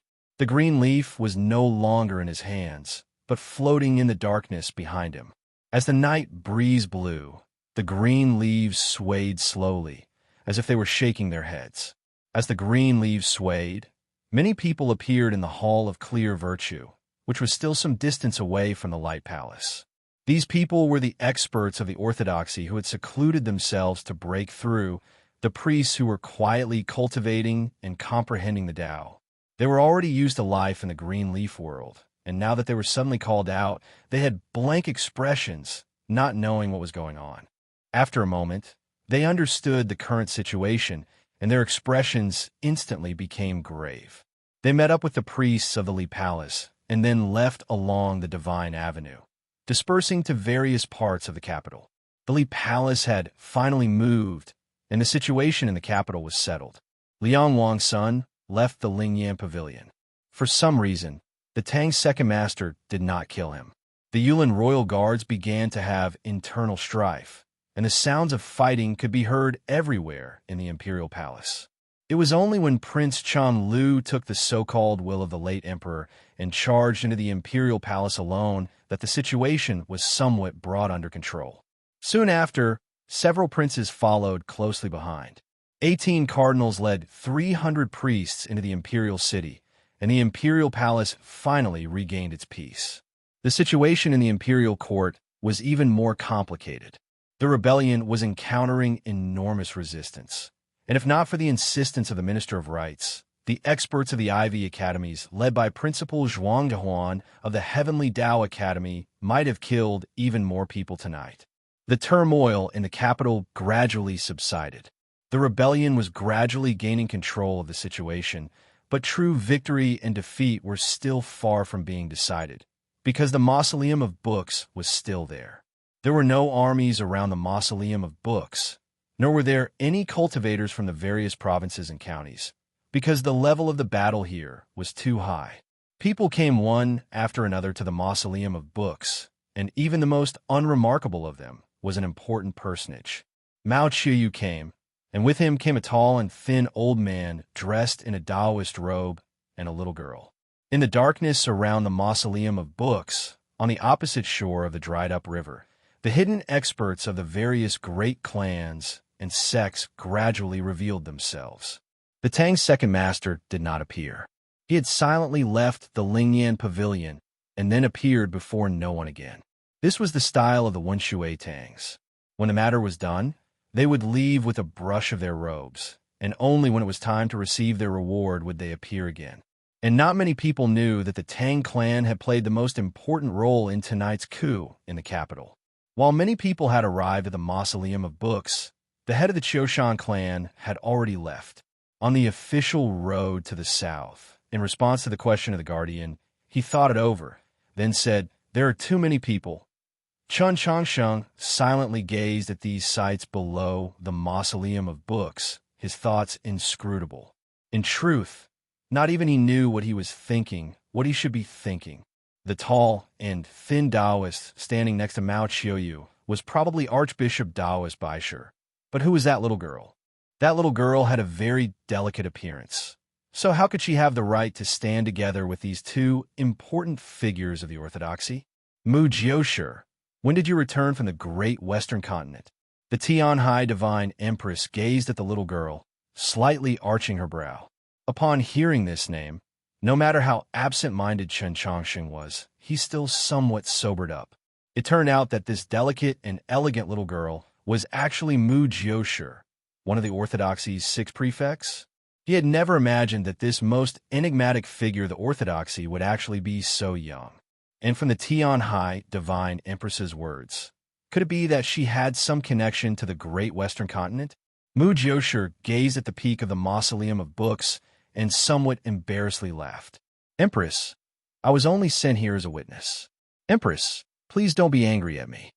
The Tianhai Divine Empress mocked.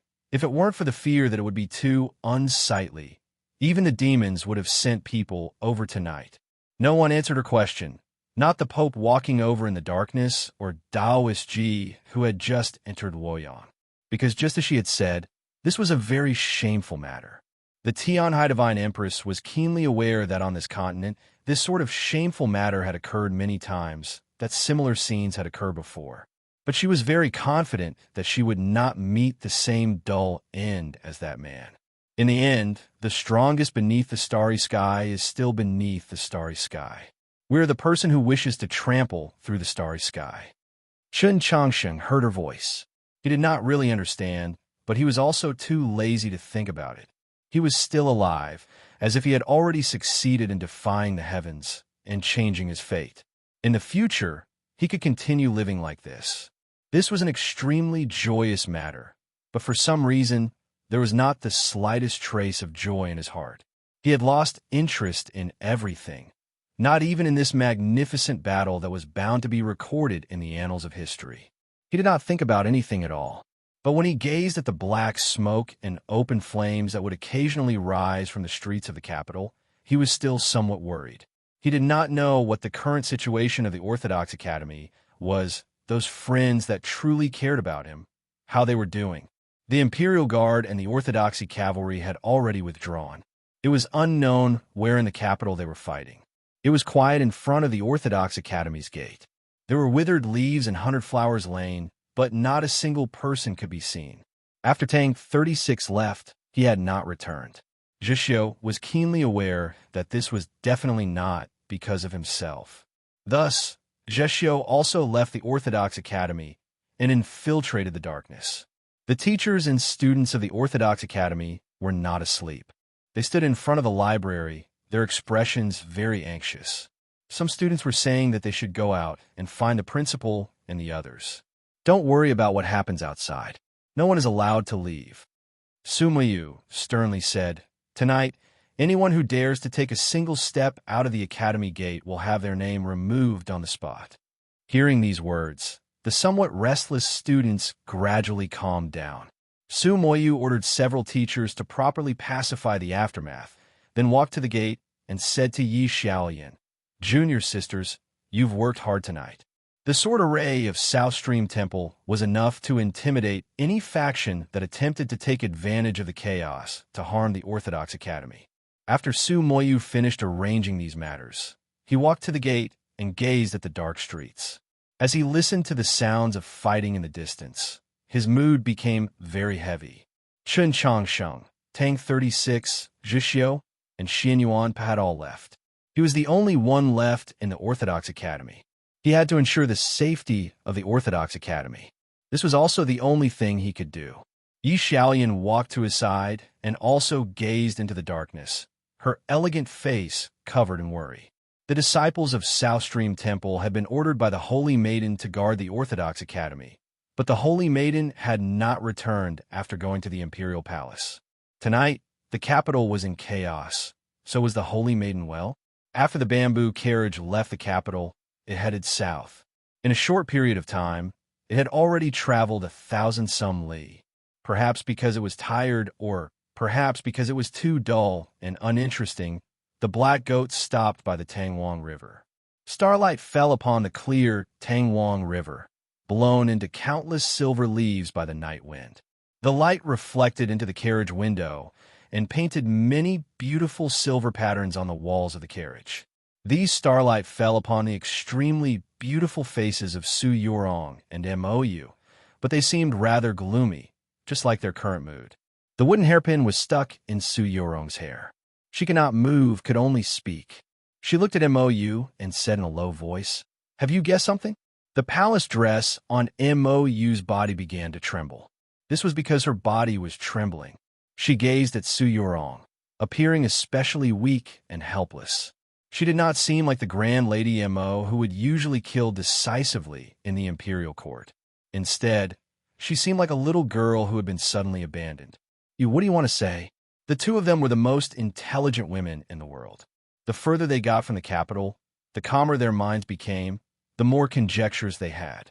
Now, they obtained some sort of confirmation from the other's expression, causing them to become even more alarmed. Whether it was the wooden hairpin in Su Yorong's hair, or the black goat standing by the Tangwang River staring in a daze at the capital, or the two of them themselves, they were all proof. If the Divine Empress had complete confidence in tonight's situation in the capital, why had she allowed them to leave? Su Yorong's face was somewhat pale as she said, "Let's go back." Mou was quiet for a very long time. In the end, she did not listen to her opinion, saying, "This is the Empress's decree. Let's continue." As she said this, her expression was very calm, but her voice trembled as if she might cry at any moment. Chapter 659.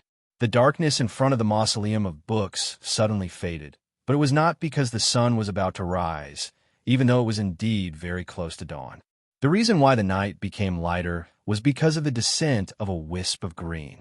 This smear of green was so dense, so exuberant with life that the autumn trees on the mausoleum of books and in the surrounding fields all felt somewhat ashamed of their inferiority and bent their branches even lower. It was a pot of green leaves. The green leaves were plump and tender, and one could tell at a glance that they had been raised well. They never lacked nutrients or water. The surface of the leaves was very smooth, and one could tell at a glance that they were usually taken care of with great care. Even if a speck of dust landed on them, it would be wiped off in the shortest time possible by the most honorable old man with the most expensive silk handkerchief. Qin Changsheng was very familiar with this green leaf, having seen it far too many times in the palace. This green leaf had appeared in the night sky, so it was naturally together with the Pope. The Pope's divine robe gently fluttered in the night wind. The divine crown on his head glowed with a divine luster and was particularly eye-catching in the night. A ripple came from Qin Changsheng's scabbard. He knew that the divine staff had sensed the arrival of its companion. The rain in the capital had stopped, but the rain in Luoyang had become violent. On the wet wilderness, there were only 2 extremely faint footprints. Taoist Ji had already entered the city of Luoyang. Under the cover of the torrential rain, he arrived at the back gate of the Monastery of Eternal Spring. The black dragon formed by the cloud-colored starlight in the night sky had also disappeared. On the streets of Luoyang, whistling sounds could be heard from time to time, and only a black light could be seen. All of a sudden, the shrill whistling sound disappeared. The black light disappeared in front of the Monastery of Eternal Spring. A jade rui quietly floated in the torrential rain. The horizontal board of the Monastery of Eternal Spring suddenly shattered into powder and was instantly washed away by the rain. Moistened by the rain, the opening of the gate made no sound, just like the array in tent that suddenly enveloped several streets. Dozens of Taoist priests sat cross-legged in the heavy rain, closing their eyes and reciting Taoist scriptures. Countless faintly discernible auras penetrated the torrential rain and formed fences, preventing the Rui jade from leaving. Taoist Ji walked out of the torrential rain. He walked along the path of the Taoist temple that had stood for 1,000 years and was already riddled with potholes. He arrived on the street. He quietly looked at the Rui jade, just like watching her, by the stream of Xining Village's old temple. Whoosh! It was as if a still stream had suddenly started to move. That was because the monk had also put his other bare foot into the water. The crashing sounds continued. The monk calmly walked across the stream. The stream wasn't deep, just knee-deep. The current wasn't rapid either, so even the blood lotuses couldn't be washed away. However, it was extremely difficult for him to walk. It was as if every step he took required him to break through an enormous obstacle. Perhaps it was because she was standing across the stream. She was very tall and mighty, and the pressure of her aura could pierce straight into one's heart. The monk calmly continued forward. His spiritual power was very close to hers. If he took the initiative to approach her now, he would have to endure more pain and pressure. He would be at a disadvantage and be in more danger. But he still continued forward, persevering and fearless. Finally, he walked in front of her. The Tianhai Divine Empress calmly gazed at him and asked, "Was it worth it?" The monk said, "It's worth it because now you can't go back." Under countless gazes, the Tianhai Divine Empress raised her right hand towards the night sky. The capital in the night sky suddenly resounded with a low hum. Fierce winds howled, the result of air being rapidly expelled. The trees of the mausoleum of books slightly bent in the wind. A spear transformed into a stream of light, piercing through the darkness and arriving in the mausoleum of books, falling into the Tianhai Divine Empress's hand. The spear was pitch black, its surface suffused with a faint layer of gold. However, it did not give off a luxurious feeling, only an incomparably somber feeling. This gold was not the luster of gold, but the color of the autumn forest. Besides the somber, killing intent and the color of the autumn forest concealed within the black spear, there was nothing too special about the spear's outer appearance. But everyone who saw this spear could sense the boundless strength and invincible divine might contained within it. The crowd was shocked, then awed. The Frost God Spear. The Tianhai Divine Empress gazed at the Frost God Spear in her hand, her gaze falling on the handprint on the spear shaft. At the same time, she saw that extremely small smear of dark green. Her brows slightly rose, a tinge of anger appearing in her eyes. With a thought, a golden flame sprayed from her palm. In an instant, the peacock plume poison on the Frost God Spear was completely burned away. Then, with a wave of her hand, she threw the Frost God's spear down the divine path. Seeing her actions, the experts surrounding the mausoleum of books jumped in fright. One by one, they used their supreme techniques, transforming into countless blurs as they retreated even further away. In the next moment, they realized that the Tianhai Divine Empress was not attacking them. Their actions were rather comical and laughable. The Frost God Spear transformed into a stream of light and landed in the ruins at the end of the divine path, where divine General Han Qing gripped it. The Tianhai Divine Empress gave him no orders. She gazed at the Pope walking out of the darkness. Han Qing had broken into the divine domain 2 years ago, so his grasp of the laws and principles of the world was still somewhat lacking. However, when he had killed Zhu Luo with a single strike, his momentum was at its peak. Coupled with the Frost God Spear in his hand, he was completely capable of fighting against experts on the level of the storms of the 8 directions, perhaps even holding the upper hand. Biang Hong was heavily injured and probably powerless to fight. Wu Qiangbai's courage had been shattered. Even if Wu Qiangbai's mental state suddenly recovered and exploded with her true strength. Even if Mao Qiyu, Mu Jiushi, and those elders of the various sects hidden in the darkness displayed strength that surpassed their expectations, he would still be able to last until then. At that time, she would be able to defeat these 3 most powerful opponents. Yes, from the very start, the Tianhai Divine Empress had decided this. She would first deal with Guan Xingke and Biang Hong, 2 rather troublesome foes, and then clean up the surroundings of the Mausoleum of Books. Afterwards, she prepared to use her own strength to fight against the Pope, Shang Xingzhou, and that distant monk from the Sacred Light Continent. The Pope, Shang Xingzhou, and that monk by the stream were all experts on a higher level than the storms of the 8 directions. Based on the division of strength of the continent, they were all saints. With such an array of forces, even if Zhou Dufu, Chen Xuanba, or Emperor Taizong were resurrected, they would probably still find it very dangerous.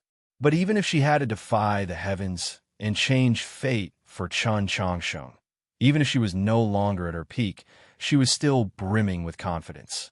In the night sky, a peal of thunder boomed.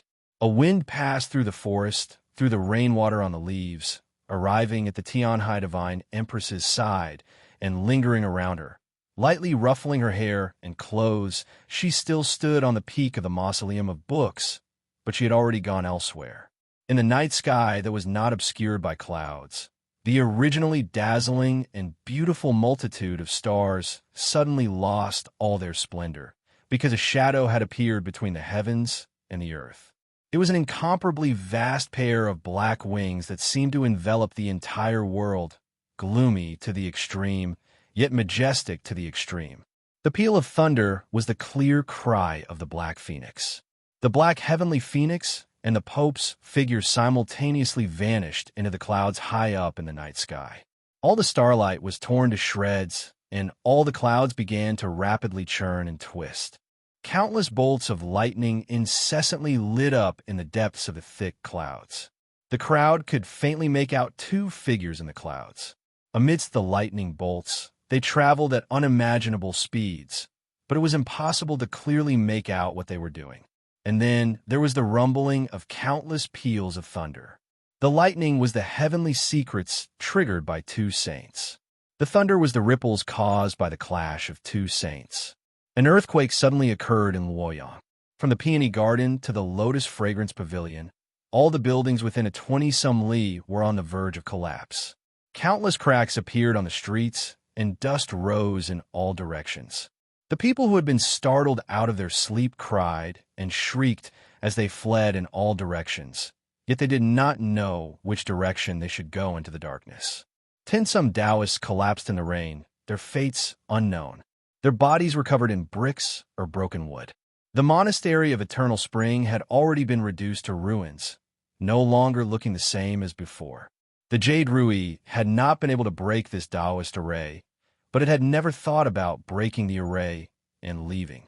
Just a moment ago, it had broken through the heavy curtains of rain and met Taoist Ji's finger in the darkness. Two profound and incomprehensible qis met, two supreme Taoist techniques. In this meeting, they each released their most powerful might. The qi of the world in Luoyang was twisted like a mountain on the verge of collapse, a sea on the verge of drying up. Even the starry sky behind the rain and clouds began to tremble. The earth quaked, and the curtains of rain became illusory. Taoist Ji's finger incessantly trembled, and so did the Jade Rui. Bits of it seemed to be peeling off, smashing countless deep holes in the ground. Behind Xining Village's old temple, the monk walked across the stream and arrived in front of her. He calmly gazed at her, then raised his right hand and pointed at the space between her eyebrows. This battle had taken place in the Mausoleum of Books, had taken place in Luoyang, had taken place tens of thousands of li away in Xining. 3 saints had simultaneously attacked the Tianhai Divine Empress. The Tianhai Divine Empress had used her body, Tao, and soul to fight separately. Even the officials who had the most confidence in her knew that this was the most critical moment. Chen Changshan was not far behind her and could see it all the clearest. He didn't do anything. He just looked at everything.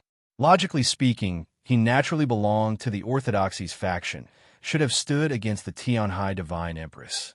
He and she were not mother and son, but the reason he could live was all because of her. Anyone else would probably not know what to choose. And he was currently very tired and simply did not want to make any choice. Yes, he had lived, and it seemed like he could live for a very long time. But the world in which he could live no longer seemed to have anything to do with him. The darkness in front of the Mausoleum of Books was torn apart by many figures flying through the air. The wind howled like the mightiest of arrows. The starlight snapped and deformed as if the heavenly tome monoliths were doing something. Wu Qiongbai put down the heavily injured Biang Hong, her face brimming with resentment as she gazed at the ruins below the divine path. After all, she was still one of the storms of the 8 directions. In the end, she still had an extremely powerful fighting strength. Mao Qiyu, Mu Jiushi, and the other prefects of the Orthodoxy also came to the front of the divine path. The wind rustled the white paper. Xiao Zhang, covered in blood, had arrived. The hidden experts of the noble clans and sects were still silently waiting in the darkness, not moving. At least half of the experts of the human world had appeared in front of the Mausoleum of Books. No matter how powerful Han Qing was, even if he wielded the Frost God Spear, how could he resist such a force? Suddenly, Han Qing found an object in the ruins of the pavilion. He used his palm to wipe away the dust. It was a lunchbox. Inside was rice and preserved meat stir-fried with green peppers. Then, he did something that no one would have thought he would do. He began to eat. What's wrong with you? Don't be sick. These past few days have been miserable for me. It's nothing. Don't go without food. Everyone, take care of your bodies. Chapter 660. The Tianhai Divine Empress's soul was tens of thousands of li away, her Taoist techniques in Luoyang, her body amidst the thunderclouds, fighting one against three saints. What remained at the peak of the Mausoleum of Books was her real body. Even if she was the strongest person in the world, it could be believed that if she were to simultaneously fight against 3 saints, she would not be able to spare any strength to deal with other foes. To put it another way, at the peak of the Mausoleum of Books, she was in a defenseless state. As long as someone could attack her body, they could injure her. Tonight, many experts had come to the Mausoleum of Books. They had not yet entered the divine domain. In normal times, they could not pose any threat to the Tianhai Divine Empress, but now was different. Of course, they first had to pass through the divine path and reach the peak of the Mausoleum of Books. But Han Qing sat at the base of the divine path, just as he had for the past 600 years. Han Qing was very old. He was a divine general of the same generation as Qin Zhong and Yugong. He had sat in a mausoleum of books for more than 600 years, his body covered in dust and covered in rust. Could he still stand against the encirclement of these experts? This was a question worth considering, but it was clear that he was not thinking about it, because he was eating. Green peppers stir-fried with cured meat were all produced in that garden. He quietly and earnestly ate, perhaps thinking of Sun Mei from 2 years ago, who had walked up the divine path. Based on what he had said earlier, it was precisely Sun Mei's attempt at the divine path that night, seeking the truth, that made him finally let go of everything and break into the divine. Then, was this food a reminiscence? No, this reminiscence should have fallen even further into the past, because that elderly face was filled with even deeper sorrow. Experts of the world had gathered, yet he was quietly eating.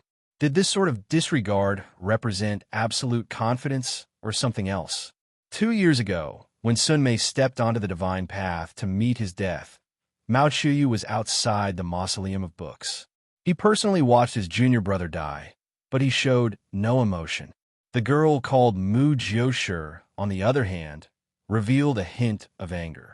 As for those hidden experts of the noble clans and sects that had appeared in the darkness, they also began to grow angry. The chi of those experts, suffused with anger, gathered at the end of the divine path. Han Qing did not react. He still calmly and silently ate, as if those already cold dishes were the most precious things in the world. In the river outside the mausoleum of books, the stone monoliths had been broken into several pieces and scattered on the ground. Wu Qiongbai stood between the broken monoliths, the hatred on her face gradually transforming into wariness and unease, ultimately into fear. Of the storms of the 8 directions that had come to the mausoleum of books tonight, Zhu Luo and Guan Xinke were already dead, and Bi Yanghong was heavily injured. Only she still had a complete battle strength. At that moment, because of her husband's heavy injuries, she was indeed furious to the extreme and wanted to attack. Even though Han Qing had displayed unfathomable strength, with the help of those strong cultivators in the darkness, she believed that she could defeat him. However, no matter how bitter and cold her gaze was, Han Qing did not even spare her a glance. Han Qing ate quietly. The iron spear lay quietly beside him. Therefore, she began to fear. "Help me up." Bi Yanghong lay amidst the broken monoliths, his face extremely pale and his qi extremely weak. However, his voice was still as calm as usual, imbued with a power that could make one's heart tremble. He gazed up at the peak of the mausoleum of books, his gaze resting on the Tianhai Divine Empress's figure, tinged with confusion and pain. On the Tianhai Divine Empress's sleeve was a slightly wet red petal. On her sleeve were tinsome holes that had been pierced by a meteor. He had been one of the participants in that bitter battle. He clearly understood that this was Guan Xinke's death and his own heavy injuries as a reward for the Tianhai Divine Empress. He also noticed another problem. Wu Qiongbai helped him up, the horsetail whisk in her hand trembling, just like her voice. "Let's go. Since I came here tonight, I did not think that I would leave alive," Bi Yanghong calmly said, and then his finger trembled. The string hanging from his pinky finger hissed through the air, passing through the mouth between his thumb and forefinger and coiling around it several times. His body was so heavily injured that he could not even clench his fist. Thus, he twisted his fingers together, forming a fist. He punched the dried-up riverbed. There was a loud bang. This seemingly powerless fist punched a massive hole in the riverbed, so deep that the bottom could not be seen. Beneath it, one could faintly hear the gurgling of water. The imperial design moved, the river dried up, and the stones appeared. The imperial design was now broken, its awe-inspiring array intent gone, no longer able to maintain the current scene. With the gurgling of water, countless springs surged up from the riverbed. In an instant, they submerged the riverbed once more, soaking his and Wu Qiongbay's shoes. Wu Qiongbai knew what he wanted to do. Her face paled even more, but she could not say anything to stop him. The springs surged, and the water level of the river rose at a visible rate. accompanied by thunder and lightning high up in the sky. The scene seemed extremely bizarre. A shrill cry of despair burst from Wu Qiangbai's lips. She and Byonghong stood on the surface of the water, two streams of qi spreading out, instantly enveloping the entire river. The qi exuded from her body was still and silent, like a blue wave devoid of life. Yet the qi exuded from Byonghong's body was incomparably fresh, like a boundless vitality.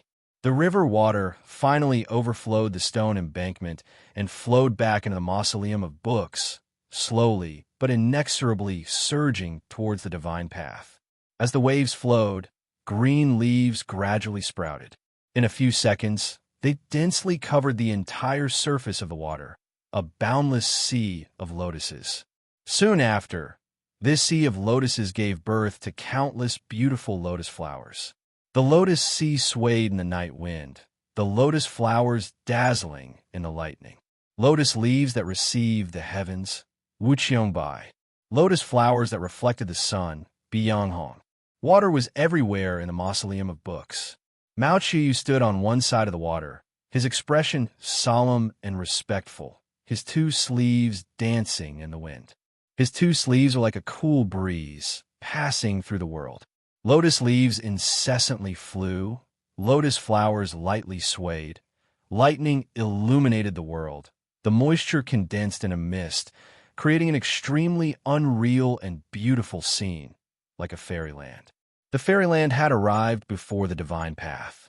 Han Qing was still eating with extreme seriousness. Cooking was a matter of the human world, and he was going from the mausoleum of books to the human world. Byonghong wanted him to return to that fairyland where he paid no attention to the affairs of the world. He had no intention of preventing the people of the world from stepping onto the divine path. The sky full of lotus leaves and lotus flowers attacked his Tao heart. What would Han Qing choose? Finally, he put down the lunchbox in his hand. It was not because he could not deal with Byonghong's challenge, but because he had finished eating. He gripped his spear and gazed into the depths of the lotus sea. Byonghong was in the depths of the lotus sea, his body covered in blood, his face pale but very calm. He wanted to kill Tianhai. The people of the world wanted to kill Tianhai, so they had to ascend the divine path. He was currently burning his true essence and cultivation. Even if he could defeat Han Qing, he would probably not be able to continue living. He did not care, because he had always been walking to his death. The path of death was his path.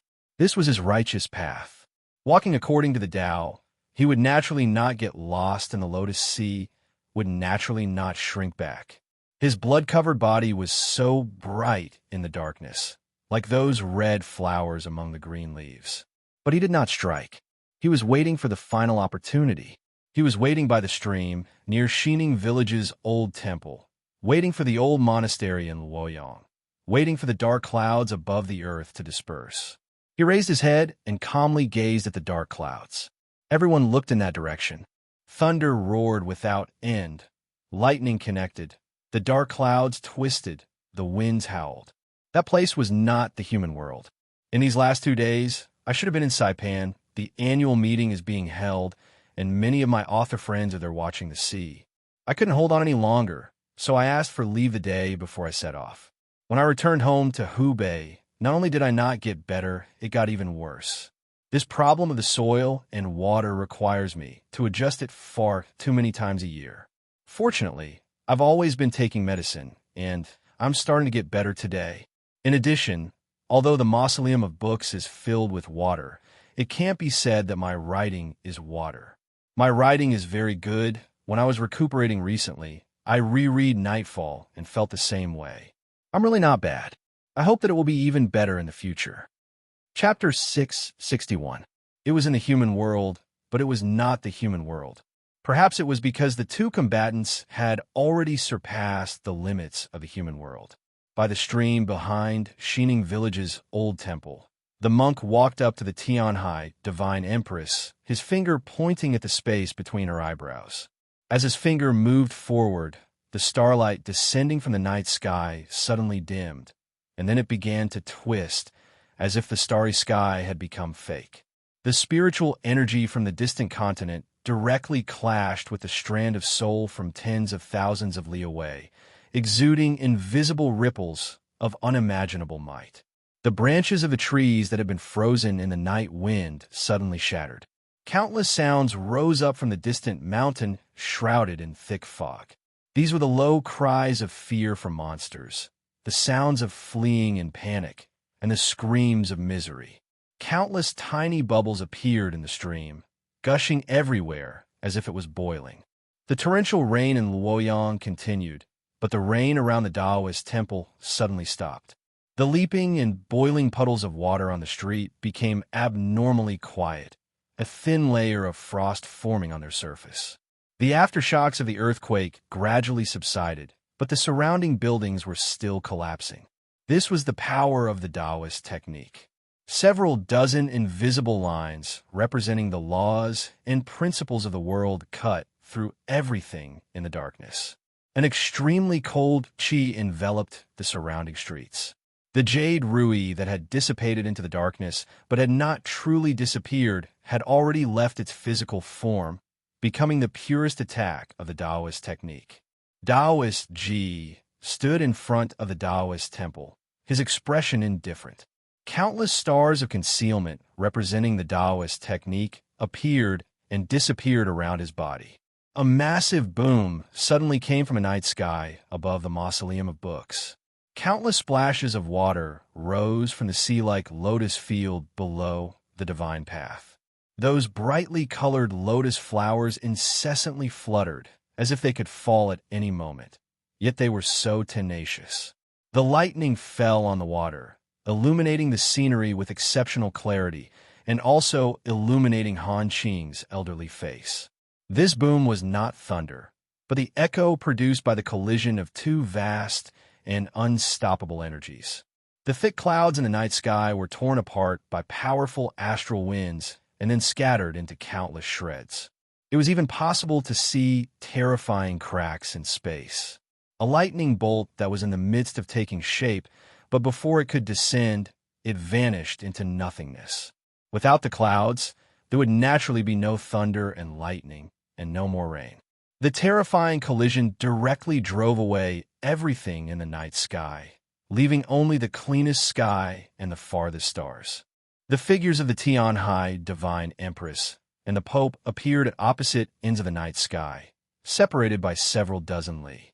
The starlight fell on him and the Tianhai Divine Empress, plating them with a layer of silver light, making them seem like gods. This world seemed to be unable to withstand the power of these two people. After a few moments, the energy waves produced by the collision finally reached the ground. The water that spread throughout the mausoleum of books leaped up in terror and unease, as if it was boiling. Finally, lotus flowers fell from the branches, and many green lotus leaves became densely packed with holes. The river flowed backward, and the houses on the opposite side collapsed one after another. There was no smoke or dust, only the sound of breaking could be heard. In a very short period of time, at least thousands of houses in the southern part of the capital had collapsed, and countless people had died. The Pope gazed at the miserable state of the capital, listened to those feeble cries for help. After a moment of silence, he gazed into the distance. Many people were also dying in Luoyang, but what about Xining village? A white line appeared in the night sky, reaching straight to the ground. The Pope had returned to the streets of the capital, to those collapsed streets. With his appearance, the ripples of energy gradually subsided, no longer wreaking havoc. The Tianhai Divine Empress also returned to the peak, her body merging with the shadow. The Pope gazed in the direction of the mausoleum of books and raised his right hand to the night sky. The green leaf appeared in front of his finger, lightly trembling in the wind. It was said to be a green leaf, but in truth, it only had 4 leaves. The Pope plucked one leaf. This action was very simple, and logically speaking, it was also very easy, but his expression was very solemn. The vast sea of stars in his eyes seemed to freeze for a moment. When the green leaf left the branch, an extremely terrifying sound rang out in everyone's ears. This was the sound of mountains shattering, the sound of rivers flowing in reverse, the sound of the sky collapsing. The Pope threw the green leaf towards the mausoleum of books.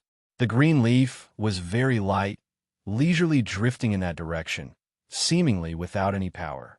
Yet, for the first time, a solemn expression appeared on the Tianhai, divine, Empress's face. She then raised her right hand and pointed at a distant place in the mausoleum of books. The green leaf drifted through the darkness, swaying in the wind as it slowly advanced. The wind gradually shattered.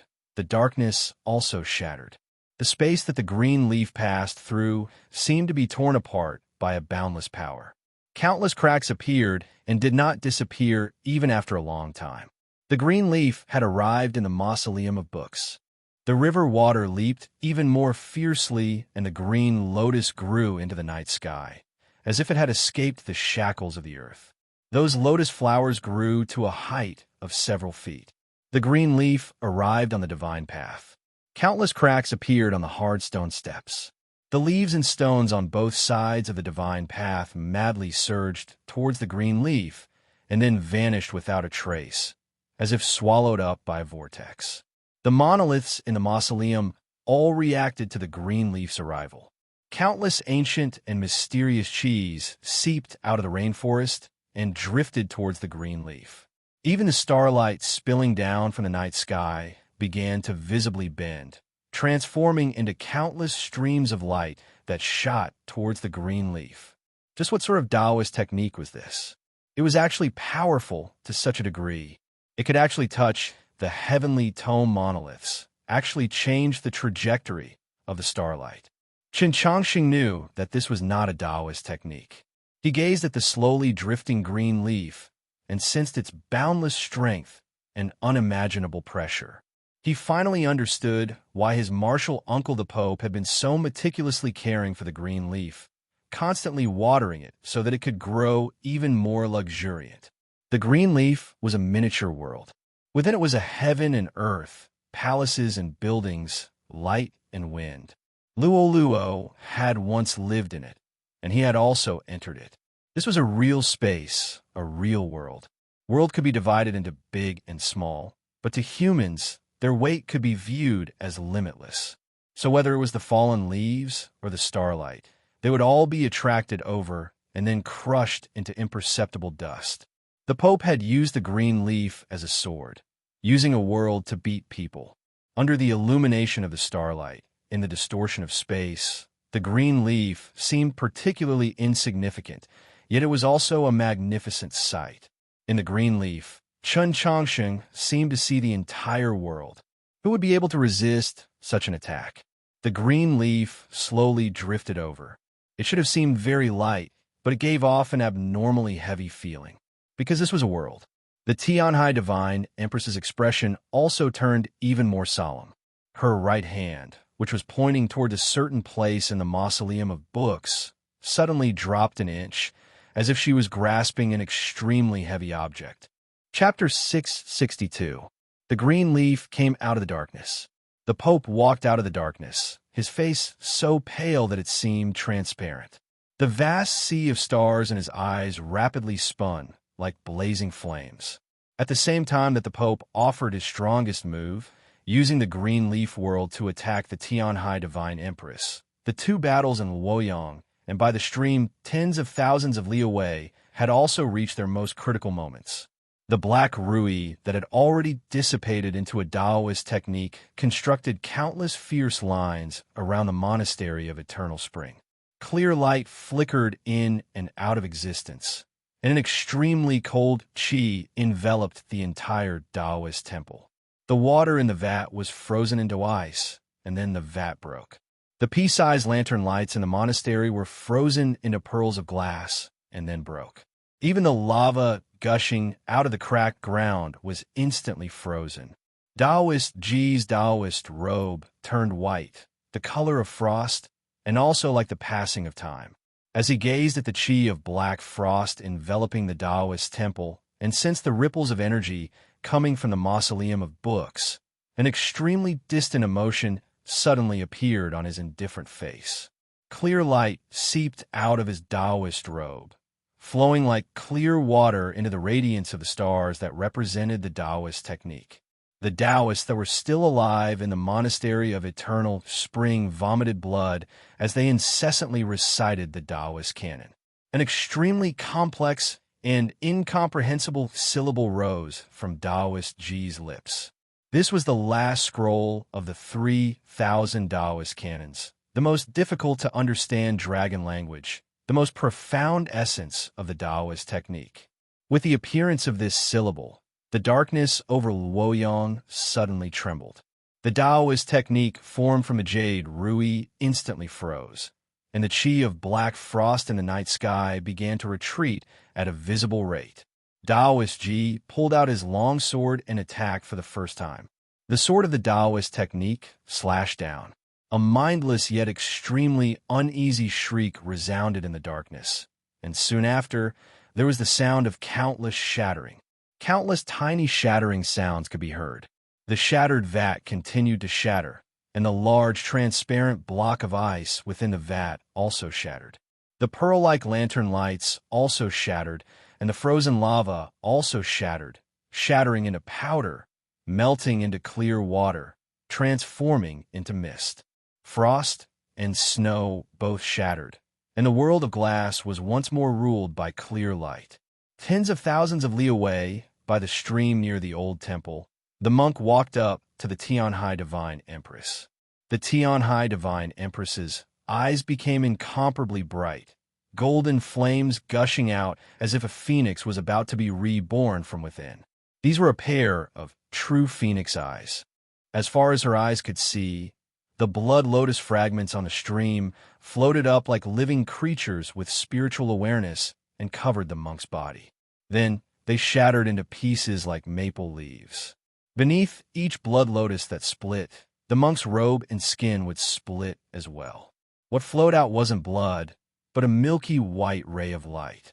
These rays of light contained an unimaginably pure and holy energy, similar to the sacred light of the Li Palace. However, they had a few fundamental differences that were fatal to all life on the continent. This was also holy light, but it came from another world, a world that was naturally hostile to other races. An infinite amount of holy light burst out from the monk's body, but there was no sound from the stream behind the temple. The boiling water stopped, and so did the hot mist that the water turned into. In this absolute stillness, only one thing continued to move. The monk's finger, that finger pointed at the Tianhai, Divine Empress's forehead.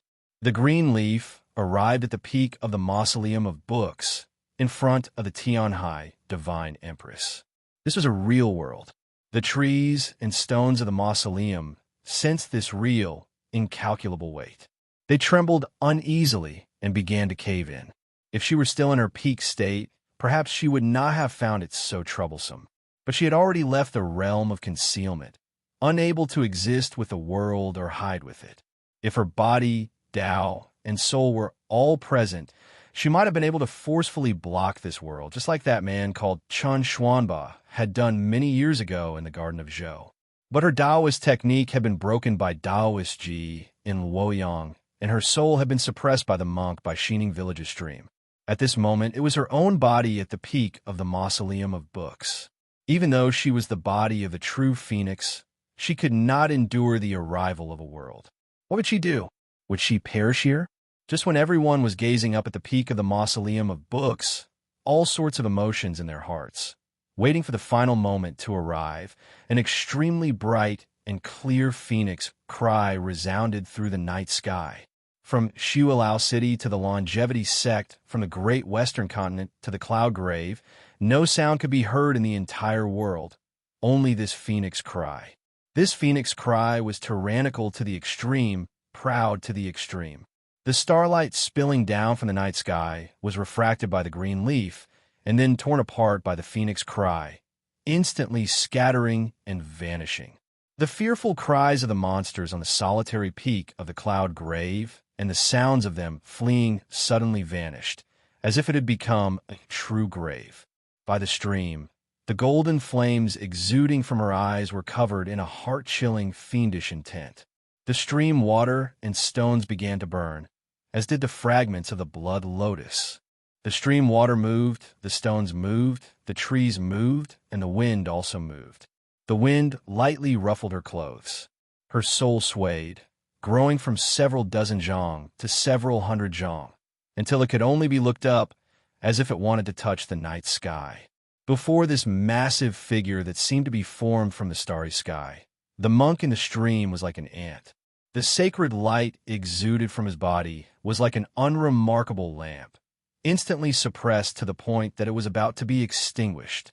At the same time, the Taoist techniques that had been shattered by the Taoist sword in Luoyang fell to the ground. The blood of the true phoenix appeared from nothingness, fusing with the lava and beginning to burn everything. The black dragon that had appeared in the night sky outside Luoyang suddenly appeared once more, but this time it had 2 wings. It flew out of the misty fairyland, its phoenix claws grabbing at the Taoist sword in Taoist Ji's hand like a bolt of lightning. The phoenix beak was like a falling star, accompanied by the clear and ruthless phoenix cry as it pecked at Taoist Ji's eyes. She stood at the peak of the mausoleum of books, gazing at the green leaf with an indifferent expression. This was the highest point of the capital. Because she stood here, she should stand at the highest point. Once she stepped aside, this place would no longer be so high and dangerous, and she would no longer be herself. So from the very beginning, she had never thought about avoiding the green leaf. Her choice was to receive it. But what could she use to receive it? The green leaf was a world. Even divine artifacts like the Frost God Spear or the Having Blade would not be able to block it. Her right hand slightly sank down, grabbing at an object in the night sky. This object was very heavy, very square, but it was not a weapon. It was a stone monolith. Chun Changsheng gazed at it and felt that the lines on the stone monolith were rather familiar, and then he reacted, shocked, speechless. This stone monolith was the reflecting monolith. It was the heavenly tome monolith. The Tianhai divine hand stretched out and snatched the reflecting monolith out of the mausoleum. Then it smashed down on the green leaf. When she gripped the heavenly tome monolith, her sleeve was torn to shreds. When she swung the heavenly tome monolith, the entire night sky shattered. The heavenly tome monolith heavily smashed against the green leaf. The green leaf was very light and soft, the stone monolith heavy and hard. The meeting of the two should have been like a withered leaf falling into wet water, like a piece of paper falling into a furnace. It should not have made too much noise. But this meeting would definitely not be like this. If thunder could be described as deafening, then if all the thunder from the first year of the primordial beginning to tonight were to simultaneously explode at this very moment, just what sort of sound would that be? A loud bang resounded. The mausoleum of books, which had not changed since its appearance, seemed like it was about to leave the ground and shuddered 3 times. Those buildings in the southern part of the capital that had just stabilized instantly collapsed like a city of sand blown by the wind. The trees in the mausoleum completely shattered and then began to dance in the air. The lotus sea that permeated the mausoleum of books was jolted into the air. A line of water several dozen li long began to fill the air, encircling the mausoleum of books. A crack appeared in the night sky. The sea of stars seemed to change shape. Slightly handsome. Chapter 663. The clouds in the night sky had all dispersed, and at the edge, the stars were incomparably bright. Countless streams of water rose from the ground, transforming into a mist several dozen li long that encircled the mausoleum of books. It was like a belt, green lotus branches and pink lotus blossoms faintly discernible within, a scene of incomparable beauty. Compared to this seemingly otherworldly spectacle, the real human world was incomparably miserable. The houses in the southern part of the capital had either collapsed or been washed away by the waters. Countless people had died, cries for help and cries of pain rising and falling. Although they could not be heard clearly due to the distance, they still caused one's heart to palpitate with fear. Those cultivating experts that had borrowed the darkness of the night to sneak around the mausoleum of books were even more affected by the shock waves from the clash between the green leaf world and the heavenly tome monoliths. The priests with slightly weaker cultivations were directly jolted to death, while the elders and guardians of the various noble clans and sects were all injured. The girl called Mu Jiushi had a snow-white face, a trickle of blood hanging from the corner of her lips. She was no longer as bright as before, her expression very gloomy. Only Mao Chuyu, Wu Qiongbai, and Biyang Hong, because they were within the Lotus Sea and were protected by the calm and gentle water, were not affected. The green leaf slowly floated back into the night sky, stirring up yet another massive gust of wind. The gazes of the crowd returned from the green leaf to the peak. As they gazed at the Tianhai Divine Empress's figure, fear and reverence mingled. They were simply unable to speak. The heavenly tone monoliths were very large, very square. Logically speaking, it was impossible for a single hand to hold them. But she had just casually held the heavenly tone monoliths in her hand, or perhaps carried them in her hand. The Pope's green leaf was the real world, possessing an almost limitless weight that could crush all things. Even the frost god's spear and the having blade were incapable of directly resisting it. But ever since the heavenly tone monoliths had descended into the world, whether it was buffeted by the wind or battered by the rain, the shifting of space or the passage of time, none of them could change their appearance. From this, the heavenly tone monoliths were almost eternal existences that could not be destroyed. It was just like the famous fable in the Taoist canon's turtle origin theory. When a spear that could pierce through anything encountered a shield that could not pierce through anything, what would happen? A fable was just a fable.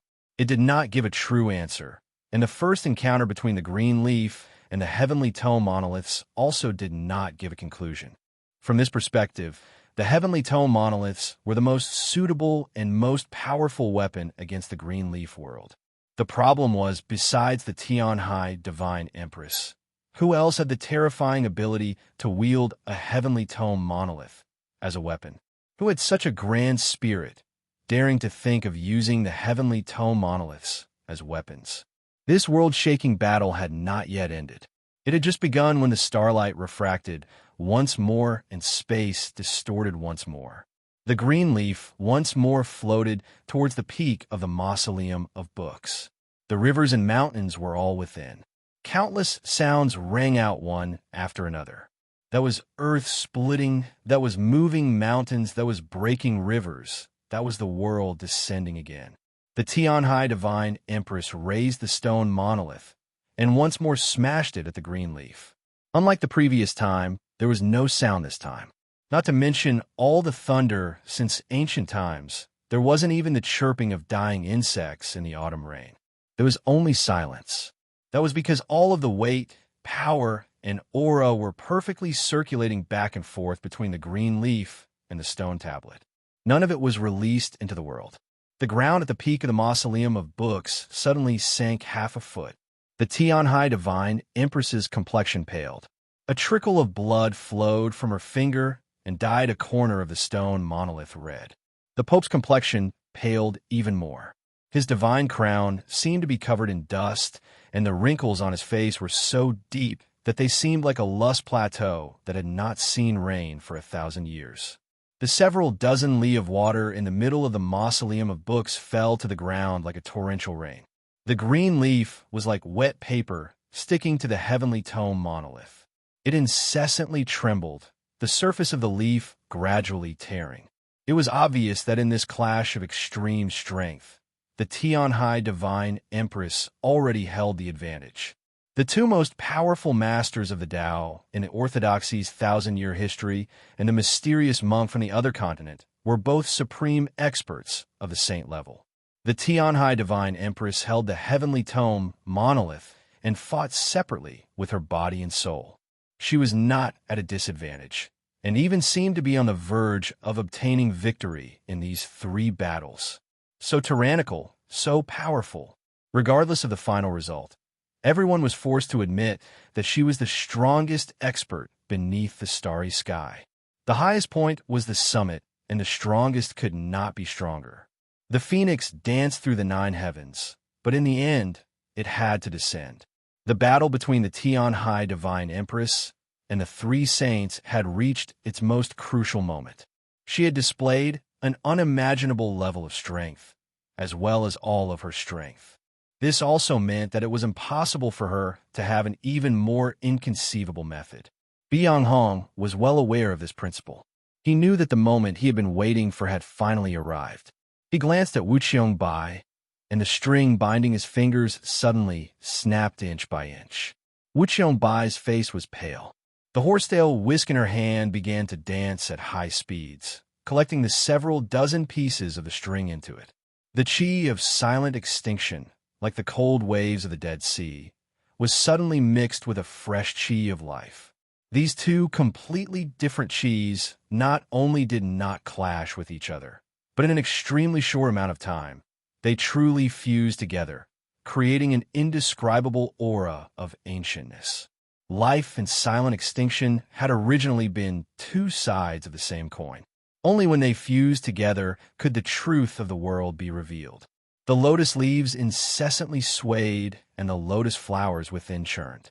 This chi madly surged up the divine path, seeming incomparably powerful. The space in front of the mausoleum of books was filled with an aura of ancientness. They were the only husband and wife of the storms of the eight directions, and could also be said to be the strongest couple in the entire world besides the White Emperor couple. When they truly joined hands and unleashed their strongest attack, even someone as powerful as the Tianhai Divine Empress had to treat it with caution. But at this moment, the Tianhai Divine Empress's strength was completely in the heavenly tome monoliths. Her Taoist techniques were in Luoyang, and her soul was tens of thousands of li away. How could she deal with it? In the depths of the Lotus Sea was a ruin. There had once been a pavilion there beneath the divine path. All those who wished to ascend the mausoleum of books, whether human or chi, had to pass through this place. When the ancientness of Byung-hong and Wu Qiongbai swept over, a sigh arose from that place. This eye was also brimming with ancientness, seeming very disappointed and frustrated. A hand gripped the pitch-black metal spear. A fierce gale stirred in the mausoleum of books, causing the lotus sea to ripple. The lotus leaves swayed back and forth, throwing those pearl-like drops of water into the sky. This spear was not as ordinary as it appeared. It was the strongest spear in the world, perhaps even the strongest divine weapon in the last 1,000 years. Han Qing gripped the spear and pointed it into the darkness. The bleak autumn wind had arrived once more. All things in the world withered. From the depths of the Lotus Sea, Byung-hong and Wu Qiongbai groaned. Han Qing indifferently gazed in that direction. He did not speak, nor did he look at his feet. At his feet was a lunchbox. The rice and preserved meat stir-fried with green peppers within the lunchbox had long since been cleanly eaten. What remained was a few drops of water that swayed about. Wherever the iron spear pointed, the green leaves in the Lotus Sea would wither. They looked like starving ghosts that were tied to the yellowing stems. He gazed at the rapidly withering Lotus Sea and recalled the many corpses he had seen on his journey from the north many years ago. His clansmen looked very different from humans, but after starving to death, they strangely became somewhat similar, perhaps because they were all very withered. He had not starved to death, but he was on the verge of becoming a ghost. His eyes were even greener than those of the wolf cavalry, and he was so thin that only his bones remained. Just when he believed that he could not walk out of the snowy plains, he met His Majesty. His Majesty had a very gentle expression, but his brows were very high. His words were concise and forceful. His Majesty asked Han Qing if he was hungry. Han Qing nodded. His Majesty said to Han Qing, "Then follow me from now on. Wine and meat will be provided to fill your stomach." Han Qing thought for a very long time, then nodded. 1,000 years later, as he gazed at the Lotus Sea, at those withered lotus leaves and lotus flowers that seemed like hanged ghosts, starved ghosts, and drowned ghosts, Han Qing once more nodded. Then he circulated all the energy in his body, and through the spear howled through the air, startling the heavens and earth, making ghosts and gods weep. Before the spear, the lotus flowers scattered, the entire world withered, and life and death united. The spear was like a boat, breaking through the water like a stalk of grass, breaking through shadows like an arrow, piercing through the clouds, piercing through the heart of the heavens. Where was it going? The depths of the Lotus Sea? Between the green leaves? The old monastery in the ancient capital? Or that old temple tens of thousands of li away? This chapter corresponds to the chapter on whether one can still eat. Chapter 664. By the stream of Shining Village's old temple, the starry sky was obscured. Everything was dark and quiet. The Tianhai divine Empress's soul was in the world. Those stars that occasionally peeked out seemed like decorations on her clothes. She looked down at the monk in the stream with an indifferent expression, as if she was looking at an ant. It was very quiet by the stream, and the lonely peak in the mist was also very quiet. At this moment, it was almost deathly still. On the still surface of the stream, there were burning fragments of the blood lotus. There were also many blood lotus fragments on the monk's body. His monk robes were torn, and his flesh was cracked. Holy light bloomed like a flower.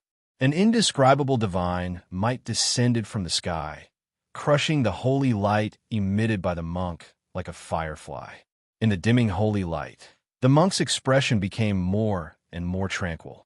Heavily injured by the Tianhai divine Empress's soul, his entire body was covered in blood, his face also covered in blood, yet there was no other emotion in his serene eyes besides pity. Who was he pitying? This world that he had not returned to for a long time? Or was it the distant foreign continent? Or was it his clansmen? No, he was currently looking at the Tianhai divine Empress, so the pity in his eyes was for her. In Luoyang, Taoist Ji was also looking at the Tianhai divine Empress. The night was filled with fog. It was like a fairyland or a kingdom of the dead. She was nowhere to be seen. Her supreme Taoist technique formed the shape of a phoenix in the fog and tore through the air. The misty phoenix's claw landed on his Tao sword, and its beak pecked his face like lightning. There were countless lines on his face, and each line represented a dharma and logos of the world. As the sharp beak of the mist phoenix fell, a voice filled with fear resounded in the night sky. The clear light scattered in all directions. The Tao technique was completely shattered. The lines on his face twisted one after another, like wrinkles like old wood. Fresh blood emerged from nothingness, and then splashed into the darkness. Taoist Ji gazed at this misty phoenix. There was no expression on his face, no wariness, no pity, only calmness. This kind of extreme calmness was terrifying, because it was as if he was looking at a dead person. Outside the mausoleum of books, the southern part of the capital was already a vast expanse of water. Countless pieces of gravel and trash floated on the dirty surface of the water, as well as corpses. The Pope stood in the puddles, allowing the dirty water to submerge his knees and wet his divine robe. His face was so pale that it seemed transparent, and it was also those wrinkles that made him seem particularly sorrowful. He held the green leaf in his arms. His gaze passed through the sea of lotuses around the mausoleum and landed on the figure on the peak. In the Pope's eyes, the vast sea of stars rapidly dimmed out of shock and then became even more sorrowful. By the stream near Shining Village's old temple, the starlight suddenly brightened, the stream water also brightened, and then it began to flow. The treetops by the stream also began to sway in the night wind. The blood lotus fell from the monk's body onto the stream's surface and continued to burn before gradually turning into ashes. Everything changed from stillness to movement the moment the starlight suddenly lit up. There were still not too many sounds between heaven and earth.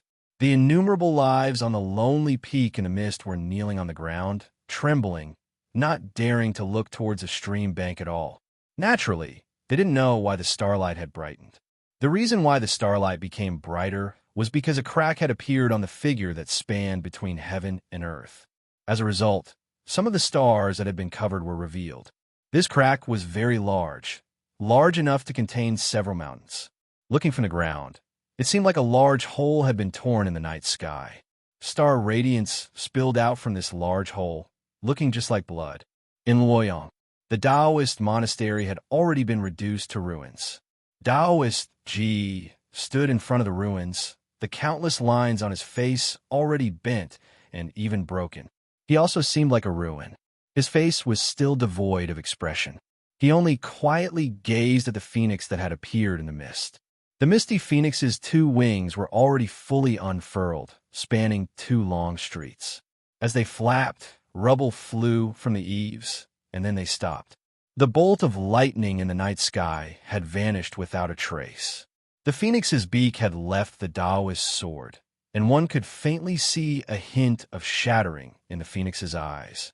Perhaps it was because in the center of the misty phoenix's body, below those two wings, a large hole had appeared. White mist, blazing mist, and cold mist slowly flowed out from that large hole, looking just like blood. The peak of the mausoleum of books. The green leaf left the surface of the heavenly tome monoliths, slowly and heavily retreating into the darkness. It looked like a heavily injured bird that found it difficult to fly. Very few people could clearly see that this green leaf had suffered extremely severe damage. 2/3 of its surface had been shattered, only held together by the thin veins of the leaf. It was a very wretched sight. No one was looking at this green leaf. Everyone was looking at the Tianhai Divine Empress, shocked, speechless. The Tianhai Divine Empress gazed tens of thousands of li away at Xining Village, gazed at Luoyang, and then looked at the capital. A tinge of perplexity appeared in her beautiful phoenix eyes, which then transformed into a hint of pain. The black phoenix wings were already unfurled, slowly flapping behind her. That lotus sea, those lotus flowers, that ancient aura, just a moment ago, they had arrived in front of her, and then they had been fanned into the 9 heavens by the black phoenix wings. Even though she had been using her strongest move to deal with the strongest attacks of the 3 saints, she had still held back, not giving her enemies any chance to take advantage of her weakness. But she had not expected that Biyang Hong and Wu Qiongbai, who had attacked with the resolve to die, would still not be the enemy's final move. To put it more accurately, she had not expected that the final enemy would be. The faint perplexity and pain in her eyes completely vanished in the next moment, leaving only indifference. She looked at her body. A spear had pierced through her body, tearing a large hole in her abdomen. This spear seemed very ordinary, its surface devoid of any decorations and pitch black. This was naturally no ordinary spear, or else how could it have pierced through her body? Fresh blood gushed out from the gaping wound, like mist, but also like starlight. The spear began to burn, spraying out countless bewitching fragments of starlight. At the same time, it exuded an extremely profound and somber aura. The Tianhai Divine Empress lowered her head to look at the spear that had pierced through her body. "This is autumn slaying." Without waiting for an answer, she continued, somewhat sorrowfully, "It's been many years since I've seen it." Whether it was the Tianhai Divine Empress at the peak of the mausoleum of books, or everyone at the base of the mausoleum, they all knew that this spear was the frost god spear of the tier of legendary weapons. The autumn slaying that the Tianhai Divine Empress spoke of was naturally not the name of the spear. This was the spear technique of the frost god spear, the supreme divine technique that Emperor Taizong had used to dominate the world. Ever since Emperor Taizong returned to the Sea of Stars, the Frost God Spear had remained hidden in the Imperial Palace. As for autumn slaying, it had never appeared in the mortal world again. Only tonight had it finally seen the light of day in Han Qing's hands. As it turned out, this spear that was bound to life and death did not go to the depths of the Lotus Sea, nor to the green leaves, and certainly not to the old monastery in the ancient capital. It was still that old temple tens of thousands of li away. The spear had gone to the peak of the mausoleum of books, to kill the Tianhai.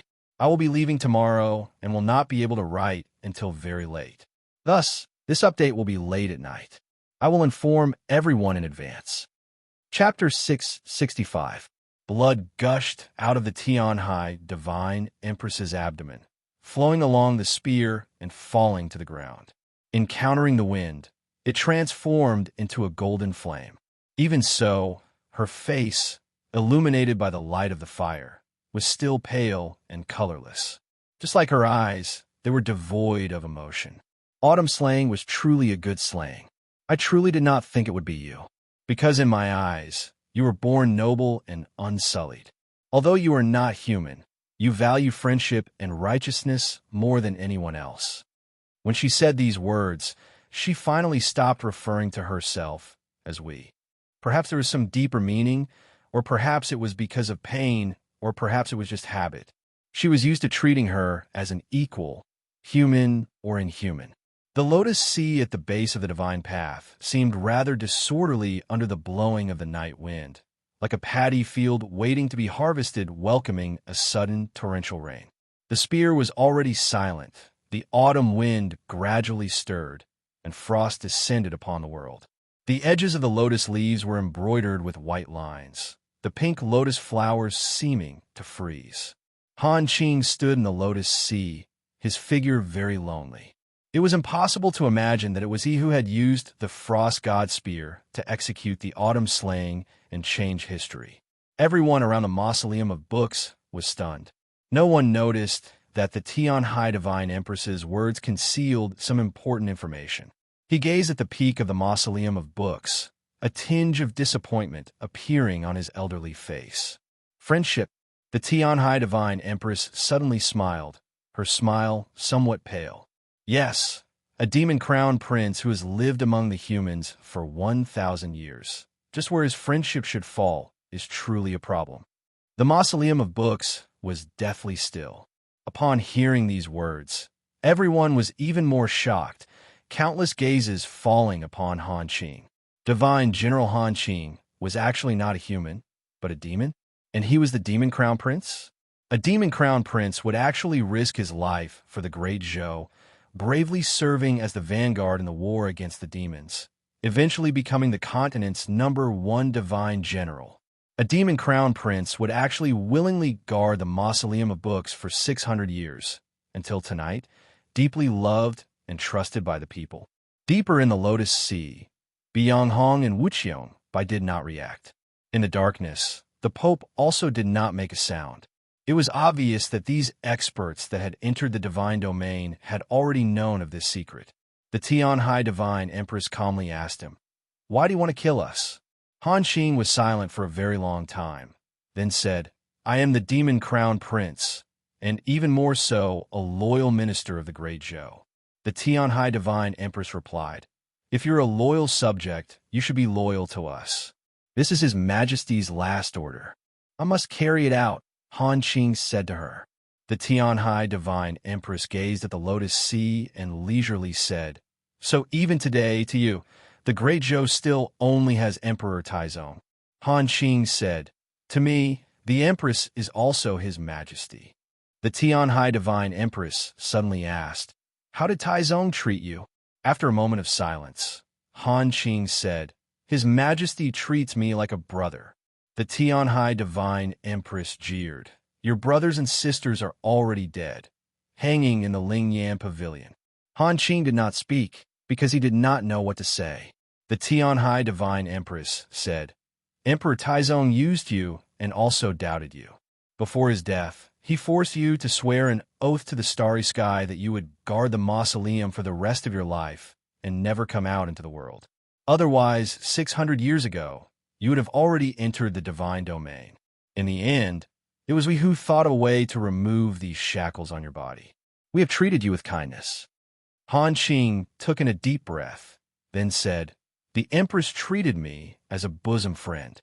Back then, no matter what the Elder of Heavenly Secrets and the Pope said, the Empress placed great trust in me, assisting me in distancing myself from the troubles and dangers of the world, assisting me in breaking the oath to the starry sky.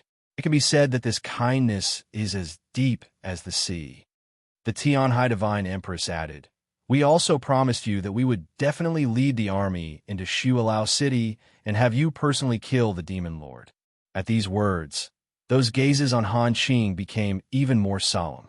Just what sort of grudge existed between this enigmatic Demon Crown Prince and the Demon Lord that made him leave Shualao City 1,000 years ago and even make it his goal to personally kill the Demon Lord?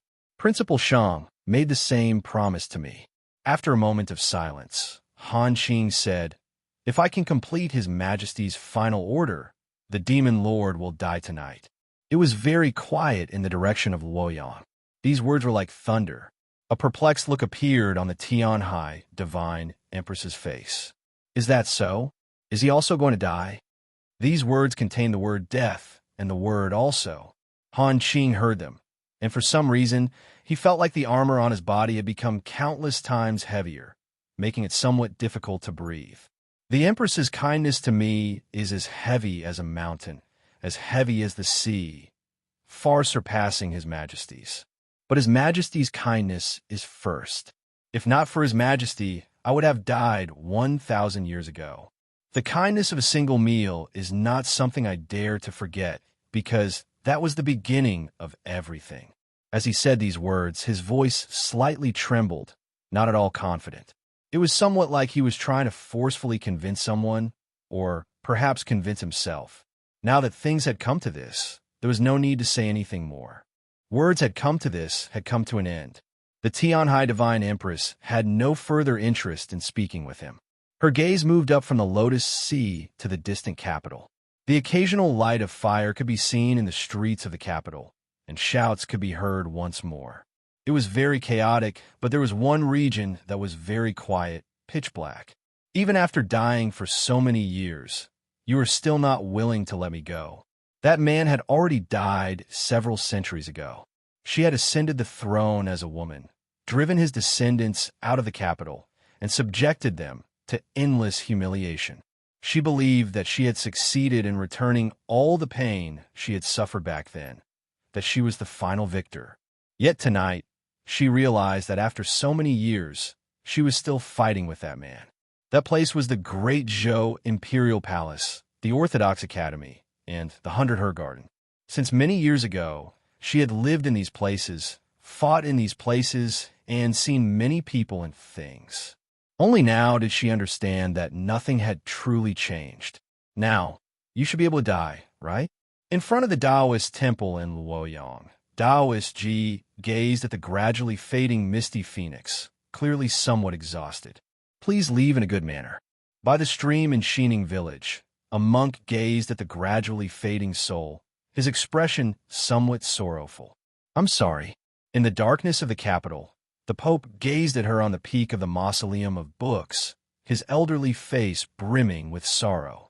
The Tianhai Divine Empress gazed at the world, slightly arching her brows. She was in some pain. The frost god's spear had pierced through her abdomen. Her body, soul, and Tao had all simultaneously suffered irreparable injuries. She could sense that the time to leave had come. This was something that could not be resisted, just like her blood burning into smoke and then returning to the blue sky. A ruthless, callous, powerful, and furious phoenix cry resounded from the peak of the mausoleum of books and then swiftly spread to the entire continent. Her black hair madly danced behind her, her phoenix wings tearing through the night sky. She gripped the spear and pulled it out of her abdomen. Just by looking at this scene, one could imagine the pain, but her expression did not change. Even her arched brows fell back down. Chapter 666. Inch by inch, the spear was pulled out of the Tianhai Divine Empress's abdomen like a bamboo shoot sprouting from the mud of a forest after a rain. Yet what it carried was not beads of water, but blood. The phoenix blood soaked the spear, soaked her hand, and fell on the stone floor of the mountain, burning fiercely like sacred flames.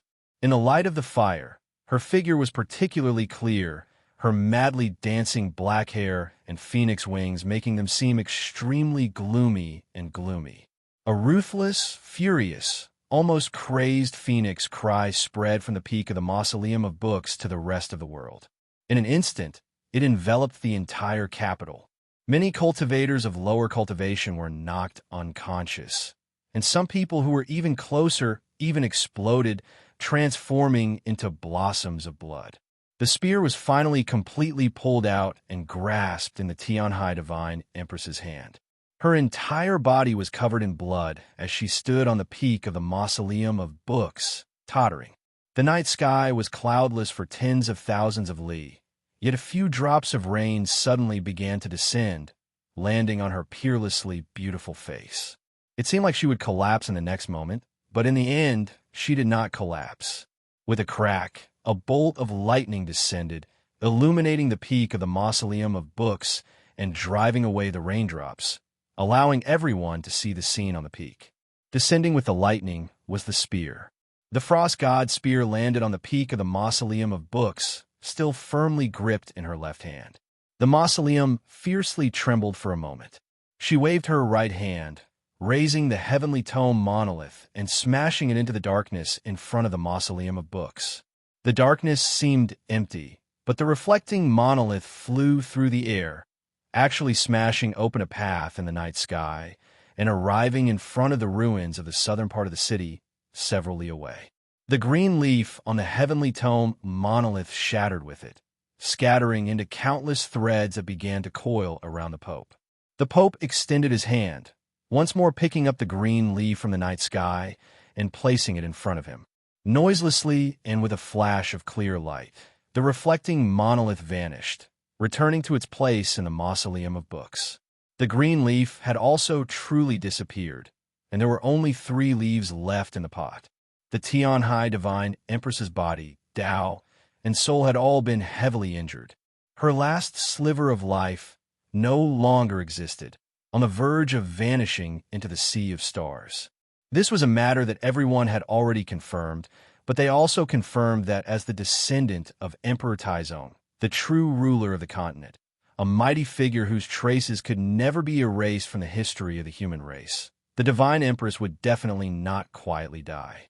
This was not in accordance with her personality. Nobody knew what kind of crazy move she would make before she left the world and returned to the Sea of Stars, and what things she would destroy together with her. The Tianhai Divine Empress stood at the summit, looking down on the world, her expression indifferent and her body covered in blood. She was like a god and also a devil. The entire world began to fear in advance. The lotus sea rippled and the lotuses bloomed, surrounding Wuqiongbai. After doing this, Bianghong pushed his heavily injured body to stand in front of Mao Qiuyu. Mu Jiushi had long since disappeared. Those elders of the noble clans and sects once more concealed themselves in the darkness, simply not daring to meet the Tianhai Divine Empress's gaze. Everyone waited for the final moment to arrive, but they also understood that the Divine Empress's final strike before her death would probably be left for those truly powerful figures, and not for themselves. The Tianhai Divine Empress gazed at Luoyang. The darkness in front of the Taoist temple suddenly shattered. The misty phoenix also shattered, transforming into countless cracks in space that surged towards Taoist Ji. Taoist Ji's expression abruptly froze. Several strange and incomprehensible syllables burst forth from his lips. A wooden sword pierced through the air from the ruins of the Taoist temple, transforming into a bright stream of light. It chopped down in a seemingly random manner in the darkness. At the same time, his figure turned incorporeal, fleeing even further into the distance. Countless streams of blood scattered through the night sky of Luoyang, looking like a line of blood 10 some li long. Taoist Ji flew through the night sky and landed on the street, his entire body covered in wounds and blood everywhere. The last book of the 3,000 scriptures of the Taoist canon had been praised in the language of dragons and slashed with his life-bound wooden sword. He had still not been able to resist the Taoist technique of the Tianhai Divine Empress, but he had still managed to survive. The Tianhai Divine Empress paid no more attention to Luoyang. Drawing back her gaze, she turned to a nameless street in the southern part of the capital. At this moment, the Pope was standing on the street, standing in the puddles, standing between collapsed houses and corpses. The Pope gazed at the peak of the mausoleum of books, at the world that had suffered so many calamities tonight. His elderly face was brimming with sorrow.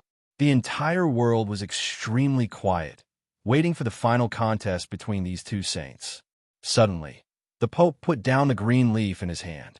Cries of alarm rose up everywhere in the darkness, soon followed by the sound of air being torn apart.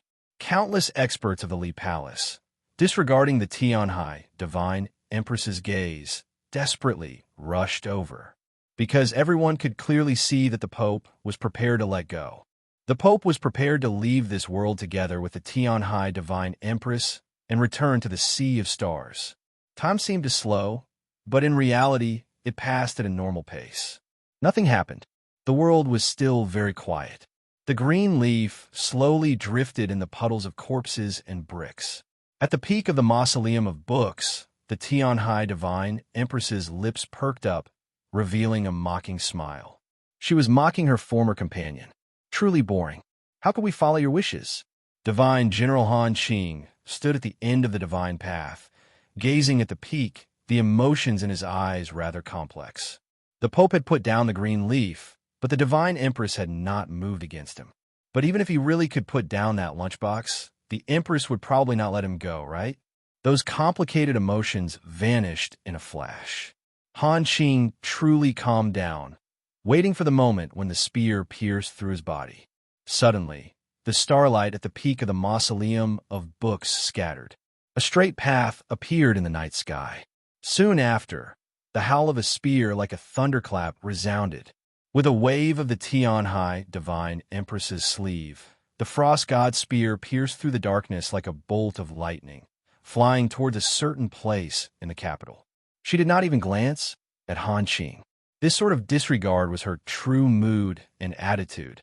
The frost god's spear returned to its place, the great Zhou Imperial Palace.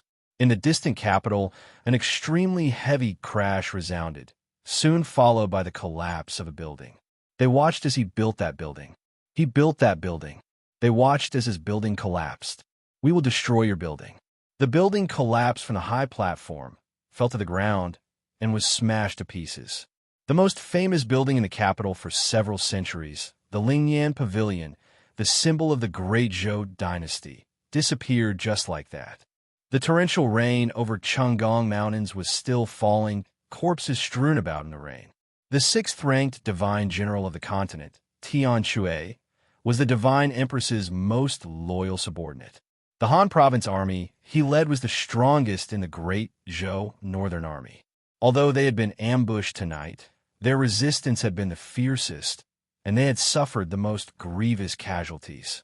The principal of Star Caesar Academy, Chun Guansong, gazed at the wide-eyed corpse of divine General Tian Shui, his face somewhat pale, a hint of apology appearing in his eyes.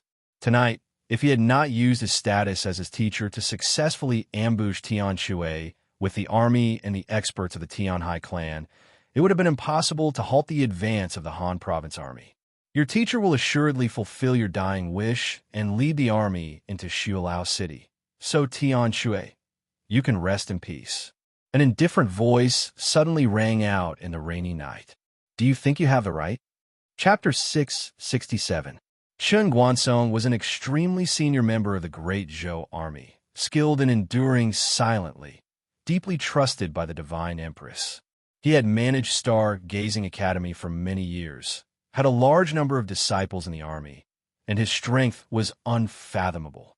He had long since become half a step from the divine, and he had played an extremely important role in the early Autumn Rebellion. If nothing unexpected happened, he would assuredly become the leader of the Great Zhou army, ascending to the highest peak of authority together with Shang Xingzhou. Moreover, he would become the commander-in-chief of the Great Zhou army's northern expedition against the demons. However, just as victory was right in front of him, he died. His death was wretched, burned to death by the true fire of the heavenly phoenix. Moreover, he had not died immediately.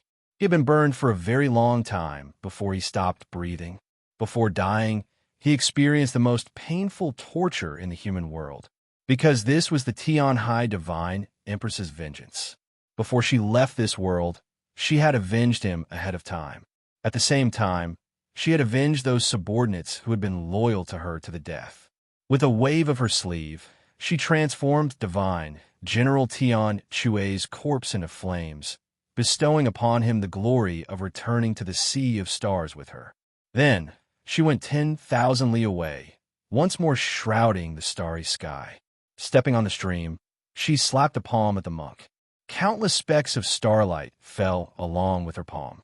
They were not heavy, but they were incomparably profound and impossible to dodge. The monk turned his palm up to meet it. The thick fog behind the stream howled over from the solitary mountain and gathered with the palm. When the two palms met, the monk understood her intentions and asked, "Not even a seed? We have our own legacy," the Tianhai Divine Empress replied. The monk believed that she was speaking of Su Yurong. In truth, it was not, or perhaps it was more than that. My lady is truly an extraordinary person. The monk looked at the Tianhai Divine Empress and spoke, his eyes beginning to bleed.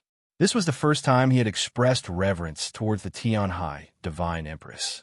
Then his body suddenly vanished into nothingness, transforming into countless fragments of light that vanished along the cloud grave. In another world, countless li away, in that jade-like desert, there was an enormous sacrificial altar. The monk sat cross-legged on the sacrificial altar. Several 100,000 believers knelt in the desert around the sacrificial altar, raising their hands and waving them at the sky. They were incomparably devout, intoxicated, crazed. Suddenly, a spiritual force from a foreign continent enveloped the entire world and crushed down on the ground. The monk opened his eyes. His pupils were pitch black, and two streams of blood flowed down from the corners of his eyes. Then his entire body began to bleed. More than 10 priests around the altar exploded and died. The believers cried out in fear and began to cry. Countless people died, and the desert was dyed red. In the final moments of her life, the Tianhai Divine Empress did not, as many people imagined, transform the last of her life into the most berserk strength to kill those people she did not like. The Pope put down the green leaf. She did not move. Han Qing gave up resisting. She did not make a move. The manner of the Tianhai clan was quiet. She did not make a move. She destroyed the pavilion of ascending mist with her spear, burned Chen Guansong to death with a flick of her sleeve, and then burned the last of her life to defeat that monk. Because that monk came from the Sacred Light Continent. Only many years ago, when the people of this world began to interact with the other races of the Sacred Light Continent, did they understand what the Divine Empress's defeat of that monk's projection from the Sacred Light Continent signified on that early autumn night, and how much time she had bought for the people of this world? The Tianhai Divine Empress was naturally not a good person in the normal sense of the word, much less a sage. The reason she had made this choice at the final moment was that she had been preparing to do this for the past few years. Although this world had already betrayed her, she still stubbornly believed that this was her world. This is our world. Since it is our world, it is only right that us protect it. Any hand that dares to stretch out towards our world will be cut off. This was what she thought, this was what she did, and it was what she had done. It was done. It was done. The Tianhai Divine Empress returned to the peak of the Mausoleum of Books. After seeing her own world, she finally had the leisure to glance at the people at her side. Chen Changsheng was at her side. Since a very long time ago, Chen Changsheng, forgotten by the entire world, had always been at her side. Perhaps it was because they were both in the same boat, but she had not forgotten that he had always been at her side. From a moment divine, General Han Qing had thrown the Frost God Spear and ambushed her to that conversation, to her final tour of her world. Only a very short period of time had passed. Moreover, Chen Changsheng's body was rather stiff, so he had maintained his previous posture. His left knee was slightly bent, his left hand gripping the sheath of the vault sheath, his right hand gripping the hilt of the stainless sword. No one paid attention to this sight. At the very beginning, when the Frost God Spear had arrived at the peak of the Mausoleum of Books, he had assumed this posture. At the time, the Tianhai Divine Empress's body, Tao, and soul were not present, and there was no one to protect her. The Frost God Spear had come. He did not even think about the so-called camps, the so-called mother and son issues. He instinctively gripped his sword, wanting to block this spear for her. He was still heavily injured and extremely weak, but he still had several thousand swords in his sheath and that string of stone pearls. But this was the Frost God Spear. This was the divine Han Qing spear. There was simply no time for him to react. Like a bolt of lightning, the spear pierced through the Tianhai Divine Empress's body. He could only stare at this sight, unable to do anything. The sword could not arrive, only the mind. You want to save us? The Tianhai Divine Empress slightly arched her brows. Chen Chongqing didn't know what to say. With just you? The Tianhai Divine Empress jeered at him. In the next moment, the black phoenix wings vanished in the wind. Suddenly, the mocking smile on her face disappeared without a trace, and she fell backwards. Chen Chongsheng lunged forward and took her into his embrace. The Tianhai Divine Empress gazed at the vast sky of stars, an expression of loathing appearing on her face as if they were too dazzling. He carried her and made a half circle, blocking the starlight behind him, just like several years ago when they first met. At the time, in the Imperial Palace by the pond when that squirrel ran past, he had hugged her and made a half circle, blocking the flower pot that had not fallen behind him. The rain once more began to fall from the night sky, pitter-patter. The vast sky was clearly filled with stars. An extremely faint ray of light could be faintly seen on the distant horizon, but the peak of the mausoleum of books was incomparably dark. The long night was finally about to pass, and dawn was about to arrive. Chen Chongsheng could sense the qi below the mausoleum of books and knew that his master had already arrived. "I'll take you away," he said to her. "Where can you take us?" "The Garden of Zhou?" She jeered at him. Only now did Chen Chongqing realize that the Empress had known everything this entire time. "We definitely won't go to that damn place that can't see the sun." The Tianhai Divine Empress gazed at that wisp of morning light in the east and indifferently said, "This place is pretty good.